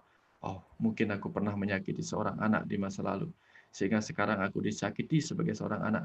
Jadi, baiklah, aku maafkan diriku yang pernah menyakiti seseorang di masa lalu sebagai anakku dan sekarang aku pun minta maaf sebagai anak yang pernah disakiti. Nah, lalu kemudian kita berhenti mendoakan hal buruk kepada orang tua yang menyakiti kita. Itu pelunasannya bagi anak yang pernah disakiti di saat sekarang. Kalau kita adalah orang tua yang sedang pernah atau pernah menyakiti anak-anak kita di masa lalu, saatnya sekarang yang belajar di sini, yang belajar ya, saya bilang yang Hmm. belajar. Kalau dia belum belajar, maka belum saatnya dia mengalami itu. Kalau sudah ada bergabung di sini, maka dia adalah orang-orang yang memang dikirim untuk mengalami lompatan kesadaran itu. Saatnya sekarang, mungkin kita pernah, pasti bukan mungkin ya, pastilah sebagai orang tua kita pernah melakukan hal buruk pada anak kita dengan kata-kata dan sebagainya. Duduk sejenak merenung, kalau anaknya masih kecil, masih bayi atau masih remaja dan sebagainya, boleh temui dia malam-malam, sampaikan permintaan maaf. Karena apa? Permintaan maaf kita akan melepaskan seluruh nasib buruk yang kemungkinan terjadi di masa depannya. Karena mungkin kita telah memframing hal buruk kepadanya. Misalnya, kita pernah mengatakan kepada anak kita, kamu ini tidak pernah belajar. Suatu ketika kamu tidak akan pernah berhasil. Ketika dia terjebak oleh framing yang kita buat itu, maka kelak anak kita tidak akan pernah sukses. Oleh karena apa? Oleh karena apa yang disebut sebagai kutukan. Framing buruk adalah kutukan dari orang tua itu. Hmm. Disitulah kita minta maaf. Ya, kita minta maaf. Nah, atau ketika kita adalah anak yang disakiti oleh orang tua dan terserap framing buruk dari orang tua kita itu, lalu disitulah kita sadar kenapa setiap kehidupan yang kita lakukan salah, salah, salah. Jadi anggaplah itu framing buruk dari orang tua kita, cari ke masa lalu kita, pindahkan kesadaran kita dari masa kini ke masa kecil, ke masa remaja, ke masa kanak-kanak dan sebagainya. Lalu temukan framing buruk itu dan bongkar framing buruk itu dengan memaafkan orang tua kita. Dengan sebentuk pengertian bahwa oh, mungkin aku pernah membuat framing buruk juga di masa kehidupan terdahulu kepada seorang anak. Sehingga sekarang aku ingin diharapkan merasakan sendiri bagaimana kalau di framing buruk oleh orang tua kita sendiri. Setelah kita sadar itu, kita maafkan semuanya, maafkan kehidupan masa lalu kita, maafkan kehidupan masa kini kita, lalu kehidupan masa depan kita akan dipenuhi cahaya terang, karena kita datang dari cerang, kita datang dari terang matahari, datang dari terang cahaya Tuhan. Maka kehidupan masa depan kita akan terang. Tapi begitu kita dibayang-bayangi oleh kegelapan masa kecil, kegelapan kehidupan terdahulu, maka berapapun terang kehidupan di masa depan, kita akan datang bersama kegelapan yang terframing dalam diri kita. Nah, kira-kira seperti itu caranya, Kang Marlo, untuk Wah, membongkar. luar biasa. Jadi keingetan di sini ada ibu saya juga. Jadi aku mau minta maaf dulu nih sama ibu saya. Maaf ya, Mam ya. Maaf lahir batin. Terima kasih Pak Wayan. Terima kasih. Mudah-mudahan Mama juga maafin aku ya. Peace. Terima kasih Pak Wayan. Ini ada pertanyaan menarik Pak Wayan. Pertanyaannya begini. Dari Pak Putut Budi di YouTube. Kalau kita sengaja atau tidak menyakiti orang lain dan tidak bisa meminta maaf secara langsung, apakah mendoakan orang tersebut bisa melunasi hutang karma kita kepadanya? Gimana Pak Wayan? Ya, dalam lapisan pancamaya kosa itu, bisa saja tubuh yang mendapatkan reaksi dari pahala dari karma kita. Atau bisa saja setelah kita meninggalkan tubuh ini, pahala dari karma tubuh kita, pahala pikiran kita, pahala energi kita, karma pikiran, karma energi kita itu terbawa ke dalam kehidupan berikutnya. Kenapa? Begitu kita meninggalkan anamaya kosa atau lapisan tubuh ini, kita akan pulang sebagai ruh yang masih membawa 4 lapisan tubuh lainnya. Tubuh energi, tubuh mental, tubuh pengetahuan, dan tubuh kebahagiaan itu. Ya. Nah, lalu ketika kita tidak bisa minta maaf karena kita tidak punya tubuh lagi, ya, atau tubuh kita tidak mampu kata-katanya didengar oleh orang itu tidak mau lagi menemukan kita, mendengarkan kata-kata kita, dengan tubuh yang lain inilah kita berkomunikasi. Berkomunikasi secara energi, berkomunikasi secara mental. Jadi kita bisa meminta maaf secara mental, lalu pancarkan energi cinta kasih kita kepada dia dengan penuh keyakinan, dengan penuh penghayatan. Jadi penghayatan itu, hayat itu artinya hidup. Jadi dengan menghidupkan afirmasi kita kepada dia, jadi rasakan kita pancarkan energi cinta kasih kita sebagai bentuk pemaafan kepada dia, apakah dia akan berubah? Lihat, ya lihat. Kita bisa mengubah air yang keluar dari keran hanya dengan mengubah air yang ada di tangki airnya. Atau kita bisa mengubah air yang keluar dari keran hanya dengan mengubah warna air yang ada di sumur. Jadi ketika kita tidak bisa berkomunikasi untuk minta maaf kepada pikiran sadarnya, kita bisa minta maaf lewat pikiran bawah sadar kita yang satu sama lain terkoneksi sebagai kesadaran kolektif itu.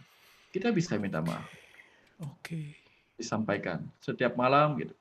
Ada banyak cara untuk itu. Kapan-kapan saya ajarkan, tapi dengan teori ini saja sudah cukup. Kalau mau duduk meditasi boleh, atau duduk bayangkan orang itu. Minta maaflah.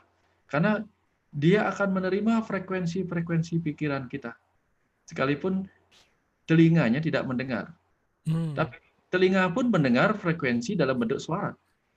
Begitu suara kita lepaskan, ya, menjadi gelombang suara, energi berupa gelombang suara, menggetarkan gendang telinga, frekuensi listrik lagi menjadi impuls. Tapi kalau kita keluarkan langsung dari pikiran kepada pikirannya, ya, walaupun dia tidak mendengar, kita bisa mengubah. Percaya tidak percaya, saya selalu melakukan hal ini kalau perlu. Mengubah orang lain hanya dengan pemikiran. Kalau perlu. Oke, Pak Wayan luar biasa. Ya. Terima kasih Pak. So, bukan kata-katanya yang merubah, tetapi gelombang dan vibrasi mungkin yang datang dari hati kita gitu ya Pak Wayan. Bahwa Betul. ketika hati kita bervibrasi, kita datang dari tempat yang sama, dari source yang sama, nggak mungkin vibrasinya nggak sampai gitu ya kira-kira Pak Wayan. Kira-kira begini. Apa yang lebih, kalau kita lihat ada kilatan di langit. Kira-kira tahu nggak suara apa yang akan terdengar? Tahu ya? Pasti. Iya. Menggelegar. Iya. Jadi hanya dengan cahaya kita tahu apa yang akan muncul. Hanya cahaya. Jadi walaupun kita tidak mendengar, ya, seperti orang bisu tidak bisa mendengar suaranya orang, tapi dengan cahaya yang terpantul kepada tubuh orang yang sedang bicara dengan bahasa isyarat, matanya bisa membaca apa yang dikatakan. Jadi, bahkan kita bisa minta maaf dengan cahaya mata kita kepada orang lain. Percaya tidak percaya? Tanpa pengucapan kata-kata, mata kita saja sudah bisa menunjukkan bahwa kita minta maaf kepada orang lain. Itu pertanda bahwa frekuensi cahaya bisa membuat kita memaafkan orang lain. Ya. Luar biasa Pak Wayan, terima kasih. Oke, kita terhubung dulu nih sama Ibu Intan seperti biasa. Wah, Bu Intan mau bayar utang nih kayaknya ya. Silakan Bu Intan. Selamat malam Bli Wayan. Selamat malam. Ini dari tadi si Abu tersentuh banget kayaknya. Dia mau minta maaf. Orang udah dikelabui. Kan dia tukang sulap, Bli. Saya udah geli aja dari tadi. Selain sama ibunya, dia banyak orang yang dikelabui. Itu karma pada Aduh, itu ya. aduh Tadi Bu Intan, sebetulnya saya jadi Beliwayan, jadi menyadari lagi nih. iya Oh, ya. betul. Oke, makasih Bu Beliwayan Intan. dari tadi kita merasa kayaknya kita banyak benar salahnya gitu ya. Sebetulnya saya udah pernah menanyakan ini kepada Beliwayan, cuman saya mau nanya lagi nih. Seandainya kita itu sadar bahwa kita itu punya kesalahan, tapi kita nggak tahu salahnya yang mana. Apalagi kayak saya, merasa nggak pernah nyakitin orang, padahal udah 1000 kali orang berebut yang udah pengen nonjok saya gitu. Tapi ya sudahlah, saya orangnya rada nggak merasa gitu nyakitin. Tapi saya sekarang udah sadar nih dalam waktu 2 jam ini, 1,5 jam, saya kok kayaknya banyak salah. Nah, saya mau minta maaf gitu kan, tapi saya nggak tahu kesalahan saya. Karma saya itu masih berjalan, apa bisa nggak ada jalan untuk menghilangkan karma itu? Gitu, Mbak Baik, Iwayan. Terima baik. kasih. Oke, luar biasa. Saya Pertanyaan mau, sedikit sebentar Pak Wayan. Pertanyaan Bu Intan ini ditanyakan hampir 8 orang yang bertanya di YouTube Oh dan di gitu. sini disatuin. Jadi ini mungkin jadi kesimpulan. Hatur nuhun Bu Intan, pertanyaannya Ya, keren terima banget. kasih. Ya. Silakan Pak Wayan. Oke, saya mau ajarkan dua cara. Boleh dilakukan di rumah, boleh dilakukan kapan saja, pagi-pagi ya, kalau ingin jalan ya. Ada yang mau jalan di pantai boleh, mau di halaman rumah boleh, gitu ya. Ini sebuah apa yang saya dapatkan dulu ketika saya latihan meditasi sendirian, gitu, mendapatkan aliran pengetahuan seperti ini. Gitu. Jadi ketika berjalan itu, ya kaki kanan kaki kiri, begitu pelan-pelan aja melangkahnya. Angkat kaki kanan, letakkan, angkat kaki kiri, letakkan. Nah, pada saat kita mengangkat kaki kanan dan hendak meletakkannya, katakan seperti ini. Kaki kanan ya, anggaplah kaki kanan hal-hal yang baik, kaki kiri hal-hal yang buruk. Walaupun sebenarnya hal baik buruk hanya penilaian saja. Tidak ada yang benar-benar baik dan buruk. Katakan seperti ini.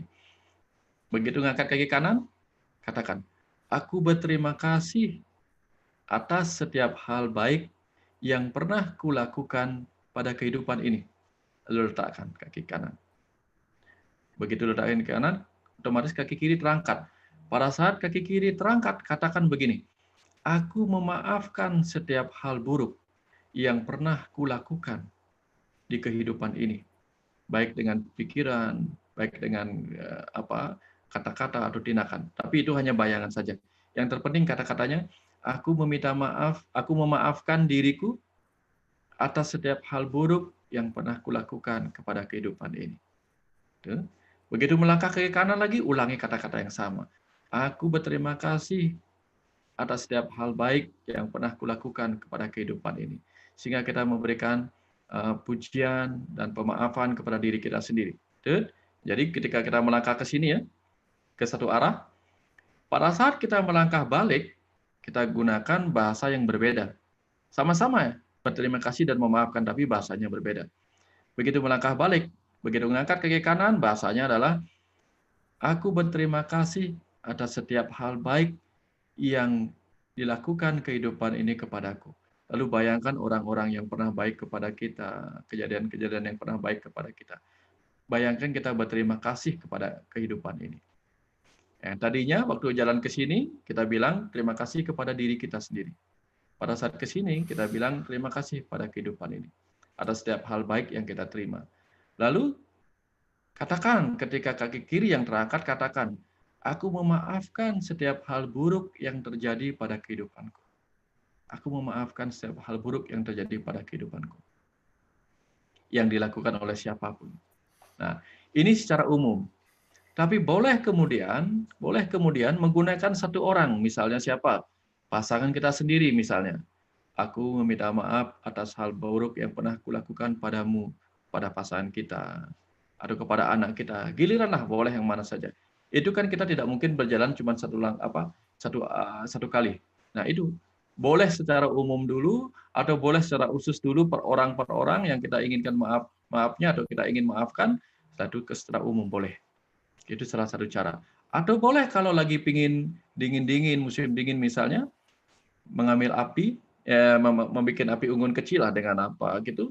Kemudian kita bikin tulisan-tulisan tentang rasa maaf kita kepada, mungkin tulisannya misalnya dengan kertas merah satu, dengan kertas putih satu, putih mewakili kebaikan misalnya, yang merah atau yang warna gelap lainnya sebagai keburukan kita, lalu kita katakan, aku minta maaf kepada ini, lalu bakar. Aku terima kasih kepada ini, lalu bakar. Sehingga hal baik dan hal buruk yang pernah kita lakukan atau kita terima di kehidupan ini, kita lebur kepada semesta itu kembali. Itu salah satu cara untuk membebaskan diri kita dari rasa bersalah atau rasa melekat terhadap kebaikan-kebaikan yang pernah kita lakukan atau pernah kita terima. Sehingga yang terjadi adalah nanti kita akan terbebas, benar-benar lunas hutang karma kita. Entah karena kita berhutang karma pernah melakukan kebaikan, atau kita berhutang karma karena pernah menerima kebaikan, atau melakukan kejahatan, atau menerima kejahatan. Karena setiap itu akan memberikan reaksi kepada kita. Aksi buruk orang akan memancing kita bereaksi buruk. Aksi baik orang akan memancing kita bereaksi baik. Begitupun sebaliknya. Aksi baik kita akan memancing kita mendapatkan reaksi yang baik. Aksi buruk kita akan memancing kita mendapatkan reaksi yang buruk. Ini akan terus-menerus menjadi perputaran tempat untuk mengalami itu. Ini yang disebut sebagai perputaran samsara, samskara. Itu tempat di kehidupan ini bernama naraika. Karena di kehidupan ini ada surga, ada neraka. Jadi ada orang yang terlahir dari alam surga, alam neraka, di sinilah dia mengalaminya. Mengalami kebaikan atau keburukan di sini. Nah, jadi itu cara untuk melepaskannya. Atau kalau tidak mau susah jalan-jalan, yang tidak bisa jalan, yang kakinya rematik dan sebagainya, tarik nafas. Hembuskan dengan doa yang sama. Aku meminta maaf pada tubuhku, hembuskan keluar. Aku berterima kasih, hembuskan keluar. Gitu. Jadi atau boleh pakai tasbih atau boleh apa saja, boleh. Intinya adalah melepaskan hal baik dan hal buruk. Sehingga kita benar-benar kembali netral karena menerima segala dualitas dengan cara yang sama. Tidak melekat kepada baik, tidak melekat kepada buruk. Tapi membiarkan itu hanyalah sebagai perjalanan karma saja, perjalanan tindakan. Karena hidup memang harus bekerja. Bekerja apapun itu bebas dari penilaian baik dan buruk. Seperti itu kira-kira kamu. Baik, Pak Wayan, luar biasa sekali. Bu Intan ya, kita dapat jawabannya komplit dengan, wah udah deh, ini mahal pokoknya ya. Ini komplit dengan caranya, komplit dengan penjelasannya luar biasa. Terima kasih Ibu Intan yang sudah membuka pertanyaan dan saya rasa ini menjawab banyak dari pertanyaan-pertanyaan teman-teman yang lain. Hatur nuhun. Kita ke Ibu atau Mbak Ira Masriana, silakan. Ya, selamat malam. Terima kasih kesempatannya, Mas. Selamat malam, Pak. Selamat malam, silakan. Iya, gini Pak, beberapa tahun yang lalu itu saya ada pernah mengikuti suatu pelatihan dan di situ diberitahu katanya sebenarnya kalau kita mau mengetahui tentang relationship dengan manusia dengan materi itu bisa dilihat bagaimana relationship kita dengan orang tua kita. Dan tadinya saya pikir, masa iya sih, setelah saya mulai ikut mendalami beberapa pemahaman tentang diri, spiritual dan lain sebagainya, dan saya perhatikan memang ada kaitannya Pak ya, sama seperti saat ini attachment saya dengan ibu saya. Apakah itu bentuk karma atau memang attachment yang memang saya belum bisa melepas atau bagaimana ya Pak ya? Mohon sarannya ya Pak. Makasih Pak. Oke, terima kasih Ibu. Mangga, Pak Wayan silakan. Kembali dikunci pemahaman tentang karma, bukan karma pala ya, karma saja sebagai sebuah tindakan. Apapun tindakan yang pernah dilakukan kepada kita tentu akan menimbulkan sebuah aksi ya. Tindakan yang dilakukan orang tua kepada diri kita ya, dalam bentuk framing, dalam bentuk apapun itu, dalam bentuk relationship atau hubungan apapun itu, entah hubungan energi emosional, entah hubungan energi kata-kata, entah hubungan yang lain gitu. Begitu diterima oleh pikiran sadar kita dan terpendam di pikiran bawah sadar kita, maka kecerdasan tubuh kita akan menerimanya. Begitupun kecerdasan pikiran kita akan menerimanya sebagai sebuah kebenaran.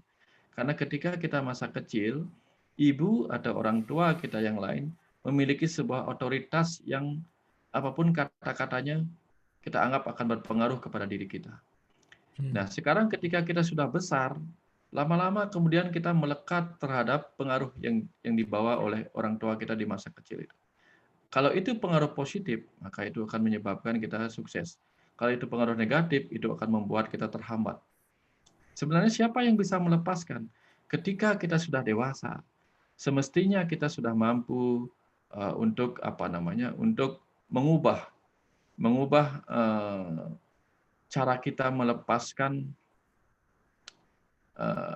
framing yang dibentuk oleh orang tua kita di masa lalu itu. Kita bisa karena kita sudah mempunyai kuasa atas diri kita sekarang. Sayangnya karena kita tidak tahu, kemudian seperti tadi itu kita akhirnya terjebak kepada framing yang dibentuk oleh orang tua kita. Sama contoh seperti ini. Seekor gajah, anak gajah kita tahu kekuasaannya lebih kuat daripada manusia. Bodinya lebih besar jauh. Tapi ketika di masa kecil gajah itu diikat dengan rantai yang besar, rantai besar sehingga dia tidak kuasa untuk melawan.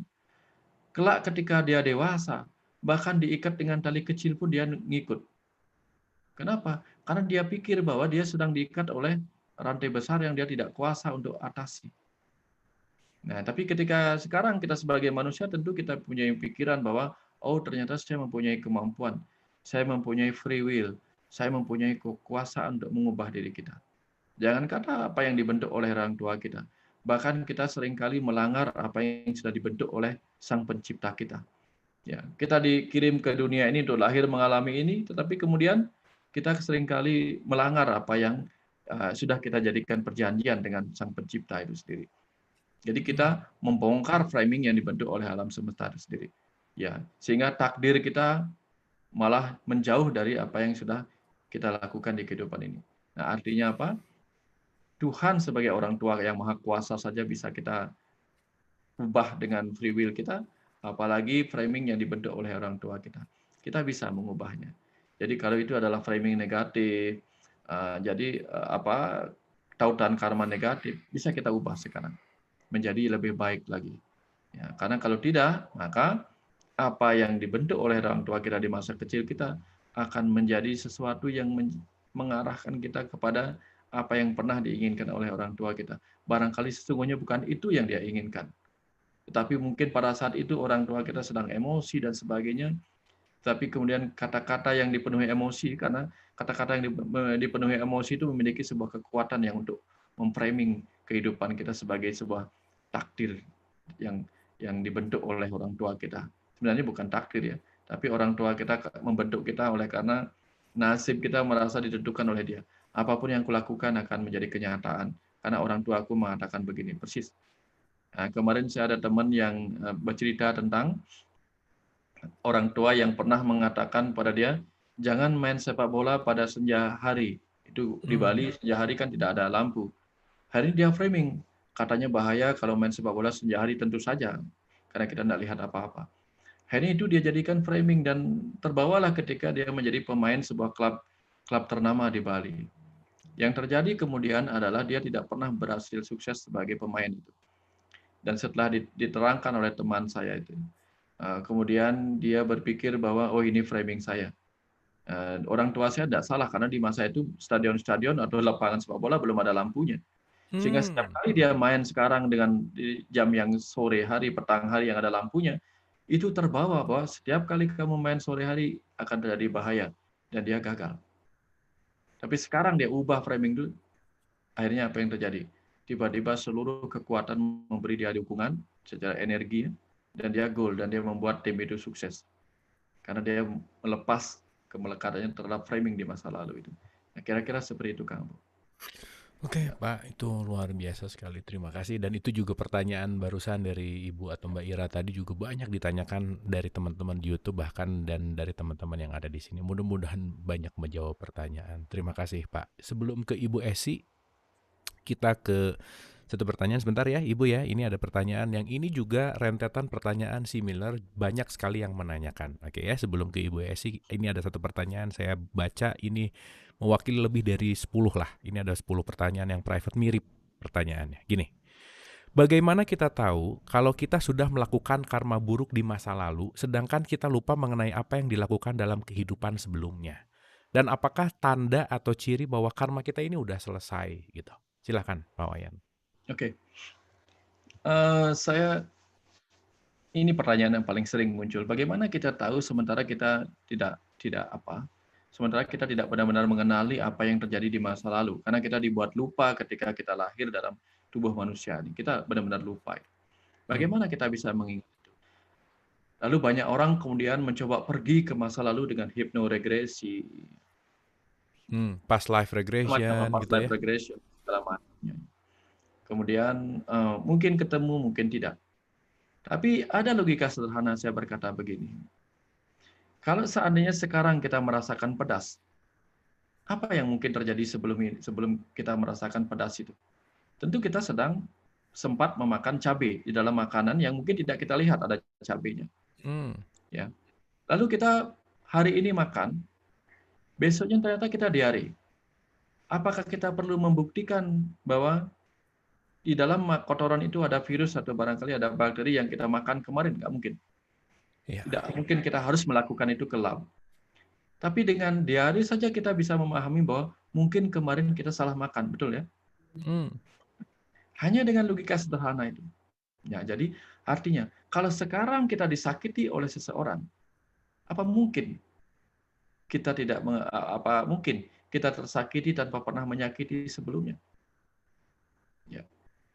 Logika sederhana. Apa mungkin saya kepedesan? Karena apa? Karena besok mau makan cabai. Mungkin nggak saya kepedasan sekarang karena besok mau makan cabai? Nggak mungkin. Pasti pedas yang sekarang itu disebabkan oleh makan cabai sebelumnya. Jadi apapun rasa yang dirasakan oleh tubuh kita sekarang, itu terjadi oleh efek sebelumnya. Kalau hari ini kulit saya terbakar, maka kalau kita menderita oleh kulit terbakar, dokter akan bertanya, apa yang terjadi sebelum ini? Itulah anamnesa, history. Kita mencari riwayat dengan anamnesa itu. Apa yang terjadi sebelumnya? Nah, kalau misalnya kita kena tetanus, pasti dokter akan berpikir, kena luka di mana? Pasti seperti itu. Jadi kalau kalau tubuh tersakiti, pasti ada sebuah aksi yang menyebabkan tubuh mengalami penyakit seperti sekarang. Nah, jadi kalau batin kita tersakiti oleh sesuatu, oleh peristiwa kehidupan, oleh sikap seseorang, kemungkinan terbesar yang tidak mungkin bisa ditolak adalah bahwa kita pernah mengalami hal yang sama, melakukan hal yang sama di kehidupan sebelumnya. Nah, contoh begini, dalam cerita-cerita sering dimuat itu. Ketika Bisma yang agung, yang tak terbunuh itu, tiba-tiba harus menjalani kematiannya di tangan Sri Kandi, dia sadar bahwa dia tidak boleh menolak itu sebagai takdirnya. Karena apa? Dia tahu Sri Kandi inilah yang akan membunuhnya. Karena dulu dia pernah membunuh Sri Kandi yang lahir sebagai Dewi Amba di kehidupan sebelum Sri Kandi ini. Gitu. Ya. Jadi salah satu bentuk contoh pemahaman bahwa aku harus menerima karma ini karena aku pernah melakukan hal yang sama di kehidupan sebelumnya. Nah, hal yang sama. Ada banyak lagi. Sri Krishna yang dikatakan avatar itu, ya, dia meditasi. Setelah Pandawa menang, dia meditasi, tapi tiba-tiba ada pemanah yang rakyatnya sendiri memanah dan menembus kakinya, yang menjadi jalan kematiannya. Sang pemanah yang bernama Ki Jara itu minta maaf kepada Krishna karena membunuh sang avatar.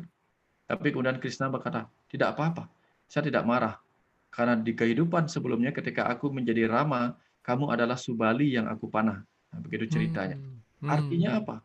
Artinya dia menyadari bahwa aku begini pasti karena engkau begitu. Nah, seperti itulah kira-kira. Jadi aku mengalami rasa ini pasti karena aku pernah memberi rasa yang sama kepadamu di kehidupan sebelumnya. Yang paling nyata adalah begini. Begitu besok pagi kita mengeluarkan kotoran perut kita dan perut kotoran itu menyakiti perut kita, ya. Kenapa? Karena kemarinnya apa yang kita makan itu kita sakiti. Entah dia sebagai daging yang kita cincang, entah sebagai beras yang kita rebus menjadi nasi, kemudian kita kunyah dengan gigi kita yang tajam, lalu kita hancurkan dengan asam lambung yang menyakitkan bagi dia. Betapapun juga, sekalipun dia benda mati, dia memiliki kecerdasan di setiap atomnya. Itu saja memberikan kita karma. Besoknya kita tersakiti oleh sakit perut yang melilit ketika mau buang air besar. Sama seperti itu. Ya. Jadi artinya apa yang kita alami sekarang pasti berkaitan dengan kehidupan sebelumnya. Entah kehidupan sebelum itu adalah kemarin, 2 hari lalu, minggu lalu, bulan lalu, bahkan ketika kita belum terlahir atau di kehidupan sebelumnya. Itu cara paling mudah, karena tidak ada yang terjadi tanpa sebuah kehendaknya. Betul enggak? Luar biasa, Pak. Tidak Betul ada yang sekali. terjadi kecuali atas tautan karma di masa lalu. Berbeda kalau kita membangun karma baru. Misalnya apa? Ketika kita disakiti sekarang oleh orang, kita ingin balas menyakiti. Nah, ketika kita membalas menyakiti orang lain yang menyakiti kita, itulah karma baru. Karena baru sekarang kita benih. Tapi kalau kita diam ketika disakiti dan merenung, saya pernah melakukan dan sering. Ketika saya diam, kapan itu lunas? Ketika saya tidak melawan, lalu memaafkan. Kemudian hari orang itu menjadi baik kepada saya. Karena apa? Tugasnya sudah selesai memberikan karma buruk kepada saya sebagai pahala itu. Nah, jadi saya tidak akan menerima lagi. Orang itu kemudian baik kepada saya. Karena saya tidak membalas. Karena kita tidak pernah tahu seberapa besar kualitas yang pernah kita lakukan kepada dia. Sehingga kalau kita balas lagi, mungkin yang kita lakukan melebihi apa yang harusnya kita terima. Hari kita terima sebagai balasan lagi. Jadi inilah sebabnya kalau di Yesus, di Kristen diajarkan, ditampar pipi kiri, berikan pipi kanan. Artinya sebenarnya intinya jangan membalas. Karena kita tidak pernah tahu. Mungkin saja yang dia lakukan adalah sebuah kebaikan bagi kita. Lalu apakah ketika Bisma pernah memanah Dewi Amba, ya, atau cerita yang lain dia terpanah pokoknya, sehingga Dewi Amba mati, itu adalah hal buruk? Belum tentu. Karena kalau saja Bisma tidak membunuh Dewi Amba, maka Dewi Amba tidak akan lahir sebagai Sri Kandi. Kalau Dewi Amba tidak lahir sebagai Sri Kandi, sebagai jalan kematian bagi Bisma, maka Pandawa akan hancur. Karena Bisma tak pernah bisa mati oleh apapun, kecuali atas kehendaknya. Nah, semua ini skenario. Semua ini skenario.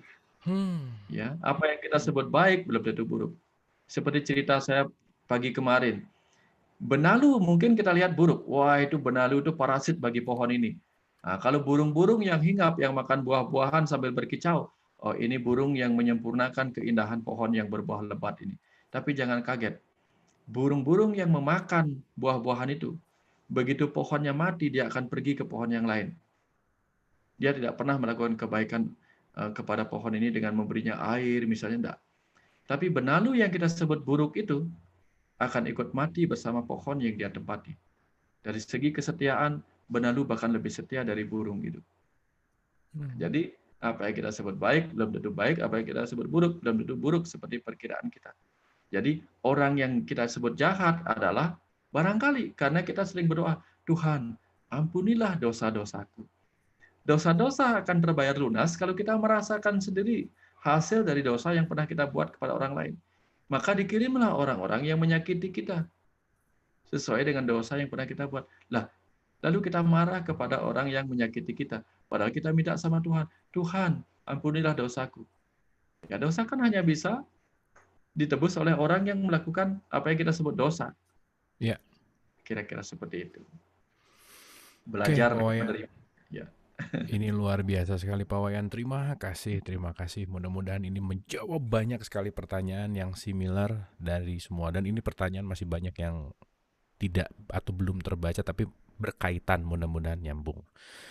Oke, tidak terasa sudah 21.25 dan mungkin pertanyaan dari Ibu Esi akan menjadi pertanyaan yang terakhir. Silakan Ibu Esi.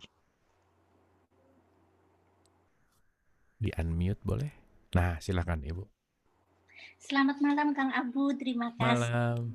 Wah, saya selalu bertanya karena saya masih ingin belajar. Kita semua belajar, Ibu. Mohon maaf jika pertanyaannya ini sangat mendasar, masih dari awal ya. Tadi Pak Bliwayan ya menyampaikan tentang karma. Kalau saya mendengarkan atau memaknai, mungkin salah ya, itu karma itu adalah hubungan antara sebab dan akibat pasti. Jadi antara sebab ada penyebab pasti ada akibat. akibat. Kalau sebabnya bagus, akibatnya juga bagus. Sebabnya tidak bagus, akibatnya juga mungkin kurang bagus, bukannya tidak bagus. Nah, hal-hal demikian ini kan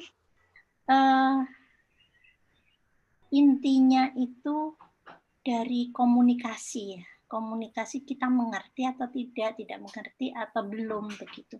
Nah, tadi juga disampaikan komunikasi itu bisa lewat batin dan mata terutama karena di dalam komunikasi mata itu ada getaran. Yang ingin saya tanyakan juga apakah ada nafas di situ, unsur nafas. Lalu di dalam komunikasi itu perlu latihan yang kontinu atau itu ada orang yang memang sudah punya bakat. Jadi bakat untuk berkomunikasi dengan batin dan gelombang matanya itu sinar mata. Nah, juga di dalam melakukan sesuatu tadi Pak Wayan sudah menyampaikan setiap langkah itu hanya ada rasa syukur, permohonan maaf, penyesalan, syukur, maaf, yang berkesinambungan sehingga hal-hal tersebut itu bisa diakomodir supaya menjadi suatu kebaikan. Nah, hubungannya dengan wiraga, wirama, wirasa bagaimana ya Pak Wayan? Mohon disampaikan. Ya. Terima kasih Ibu Esi. Wah, pertanyaannya so esensial sekali. Silakan Pak Wayan. Ya. Terima kasih banyak Bu. Pertama tentang definisi karma yang sering kemudian disingkat ya menjadi sesungguhnya itu hukum karma pahala. Jadi aksi itu adalah karma atau tindakan atau kerja, pahala itu adalah reaksi. Jadi ketika dia menjadi hukum karma pahala, hukum karma dan pahala, lama-lama kemudian disebutlah karma saja. Padahal karma itu artinya tindakan. Ya, kita bernapas pun adalah karma, melakukan sebuah tindakan. Ketika kita bernapas, kita mempersembahkan karbon dioksida seperti saya ceritakan tadi, pahalanya adalah kita mendapatkan oksigen dari alam. Ketika kita memberikan polusi kepada alam, karma kita memberi polusi kepada alam, alam memberi kita jawabannya juga. Ketika kita tidak memberikan oksigen, melainkan memberikan rokok kepada paru-paru kita akan memberikan batuk kepada kita. Itu hukum karma pala. Ya, jadi yang kemudian sering disingkat itu karma. Padahal sebenarnya luasnya adalah karma pala, hukum karma, hukum pahala atau hasil dari sebuah tindakan. Itu yang pertama. Kemudian bagaimana cara kita membaca komunikasi dari semua itu? Ada lima pancamaya kosa itu. Tubuh kita ini memiliki bahasa. Ya, memang butuh latihan untuk membaca bahasa tubuh, membaca bahasa bibir, bahkan membaca bahasa hidung saja. Membaca orang yang berbohong gitu kita mudah. Ini yang paling gampang itu berbohong. Jadi kalau ada orang berbicara kepada kita, kemudian setelah dia berbicara tiba-tiba dia begini, pegang hidung, atau pegang mulut, atau pegang alis, atau pegang ini, berarti dia tidak sesuai dengan apa yang dia ucapkan. Batinnya menolak apa yang dia ucapkan. Berarti tidak koheren antara ucapannya dengan isi hatinya. Sehingga kadang-kadang yang terjadi adalah karena secara jiwa kita yang jujur ini tidak ingin bicara bohong, tidak ingin mendengar kebohongan, tidak ingin melihat kebohongan. Maka seringkali akan muncul rasa gatal. Ya, cobalah nanti kalau ingin mencoba, begitu kita berbohong, nanti lama-lama rasakan sendiri, amati sendiri. Ketika kita berucap bohong, kadang-kadang di sini ada muncul di bibir kita muncul sesuatu yang gatal, atau hidung kita gatal, atau begini, atau kita hanya basa-basi gitu, misal akan terasa di sini. Dan begitulah orang lain juga. Itu bahasa tubuh yang bisa kita amati. Belum lagi bahasa mata. Ya, tentu saja selain latihan, nanti lama-lama terus-menerus latihan, maka kita akan bisa dengan peka membaca bahasa tubuh. Itu baru di lapisan anamaya kosa, lapisan tubuh. Masuk ke lapisan energi, kita bisa membaca vibrasinya orang, energinya orang. Ya, kita bisa membaca energinya orang dengan kepekaan kita. Jadi ada chemistry yang membuat kita klik sama seorang, ada chemistry yang membuat kita agak gimana ya, ada menjauh sedikit. Ada yang komunikasi dengan anak mano maya kosa, pikiran kita, sehingga nggak tahu kenapa tiba-tiba kita tidak cocok dengan isi pikiran orang itu, merasa nggak cocok. Walaupun mungkin itu sebuah kebenaran, tapi kita nggak klik. Nah, suatu ketika kita akan paham, oh ternyata ini hanyalah sebuah pembenaran. Mungkin bisa jadi begitu. Nah, artinya semakin lama kita belajar komunikasi dengan ana maya kosa seseorang, prana maya kosa atau energinya orang, kemudian mano maya kosa, pemikiran orang, mental orang, apalagi dengan wijenana atau pengetahuannya orang, karena kita tahu pengetahuannya itu datang dari kebenaran, apa pembenaran, nanti kita akan peka. Akan peka. Kalau saya sendiri sering, kalau orang itu berbohong itu bukan ini, telinga saya ini dikacaukan langsung duk duk duk duk duk. Setiap suku kata yang dia ucapkan, telinga saya merasakan duk duk duk duk duk menyakitkan. Walaupun dia seakan-akan bicara benar, ini terasa duk duk duk duk duk. Setiap suku kata. Itu contohnya. Bagaimana mencapai itu saya nggak tahu. Dia berproses sendiri. Nah, itu contoh kepekaan. Lalu bagaimana dengan wiraga, wirasa, wirama? Nah, seperti itu. Jadi wiraga gerakan pada tubuh, ya bahasa disampaikan oleh tubuh. Bahasa gerakan-gerakan tubuh, gestur tubuh itu kan bisa mewakili kegelisahan orang. Jadi kalau orang mendengarkan saya bicara dia begini, saya tahu dia bosan. Tapi kalau dia begini, saya tahu dia mendengarkan. Apalagi kalau dia begini, dia ikut merenung. Tapi begitu dia begini, ya tangannya disilangkan, saya tahu dia sedang merasa diserang. Atau ketika dia maju begini, ya maju begini pada saat saya bicara, dia ingin segera meninggalkan saya. Saya tahu. Bahkan dari duduk saja, cara duduk aja kemana kakinya melipat, kita tahu dia mau dekat sama kita atau ingin menjauh dari kita. Itu contoh. Itu dari wiraga. Kalau dari wirama kita akan peka. Ya, getaran suara, ya. Getaran suara itu intonasi suara ketahuan.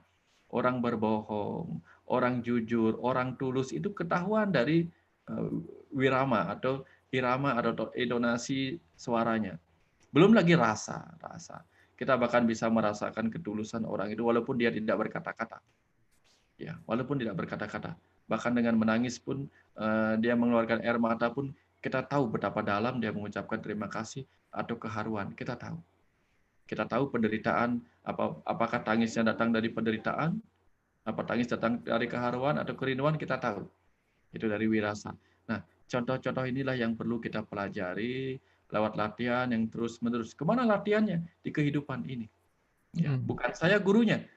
Teman-teman yang kita temui di kehidupan inilah gurunya. Ya, itulah pelatih kita. Kalau sering pergi ke tempat ramai, amati aja orang-orang ramai.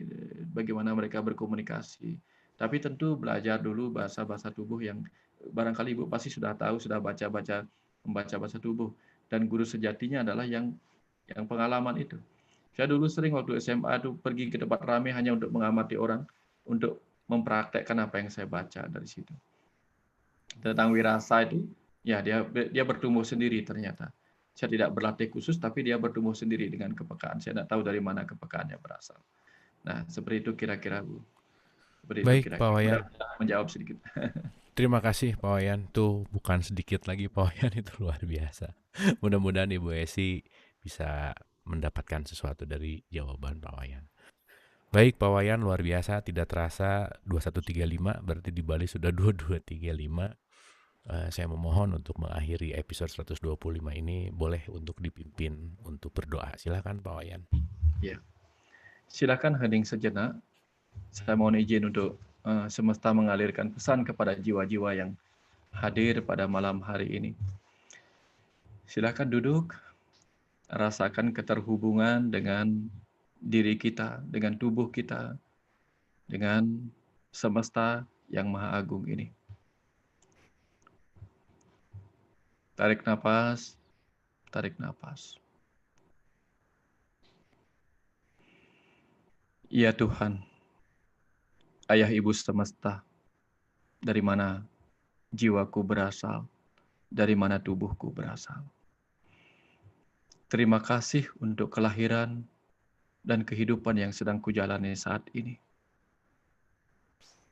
Maafkan ketika aku menjalani kehidupan ini dengan penuh kehilapan, menggunakan tubuh yang Engkau berkahkan ini untuk menciptakan bencana bagi kehidupan ini. Maafkan jika dengan tubuh yang Kau berikan dengan penuh cinta kasih ini, aku gunakan untuk menyakiti setiap makhluk di kehidupan ini.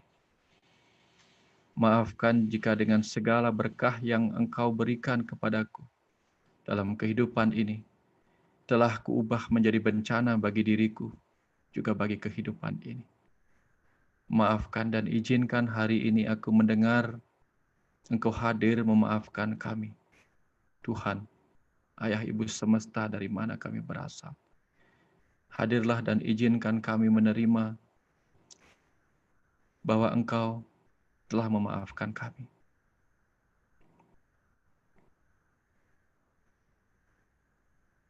Wahai anak-anak semesta,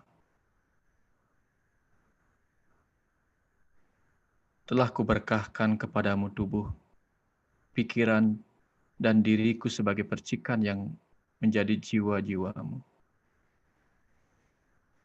Hari ini telah kau sadari bahwa tubuhmu adalah bagian dari semestaku. Pikiranmu adalah bagian dari kecerdasanku. Jiwamu adalah bagian dari diriku. Tubuhmu datang dari cahaya, pikiranmu datang dari cahaya, jiwamu datang dari cahaya. Maka bebaskan dirimu dari segala kegelapan di kehidupan ini. Hanya dengan itulah engkau akan melebur segala kegelapan yang pernah ada. Jadilah terang. Jadilah terang sejak saat ini, anakku. Jadilah terang agar kehidupanmu di masa depan menjadi kehidupan yang dipenuhi cahaya terang cinta kasih. Sehingga kelak dengan terang yang sama, engkau akan pulang ke alam cahaya dari mana jiwamu berasal, tubuhmu berasal. Kegelapan ini sesungguhnya tidak ada, anakku. Dia ada karena engkau tidak menyadari dirimu sebagai benih-benih terang di kehidupan ini.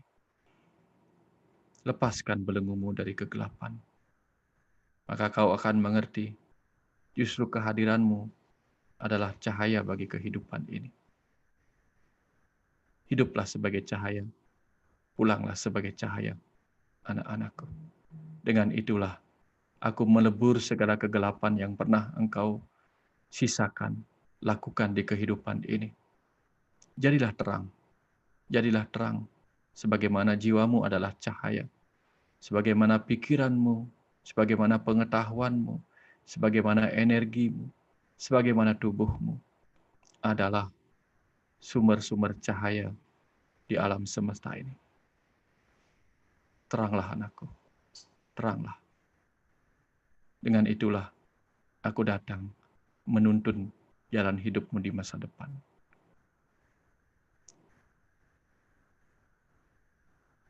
Terima kasih semesta. Terima kasih para jiwa. Terima kasih telah mengizinkan belenggu kegelapan ini menepi untuk kita semua kembali bercahaya terang bagi kehidupan. Terima kasih. Terima kasih. Terima kasih.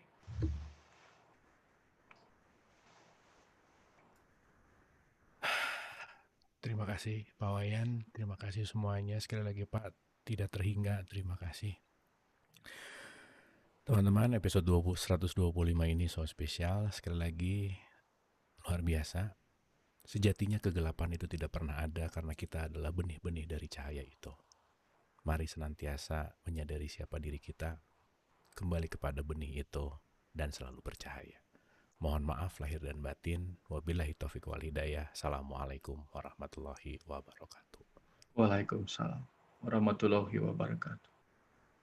Terima kasih Pak Wayan.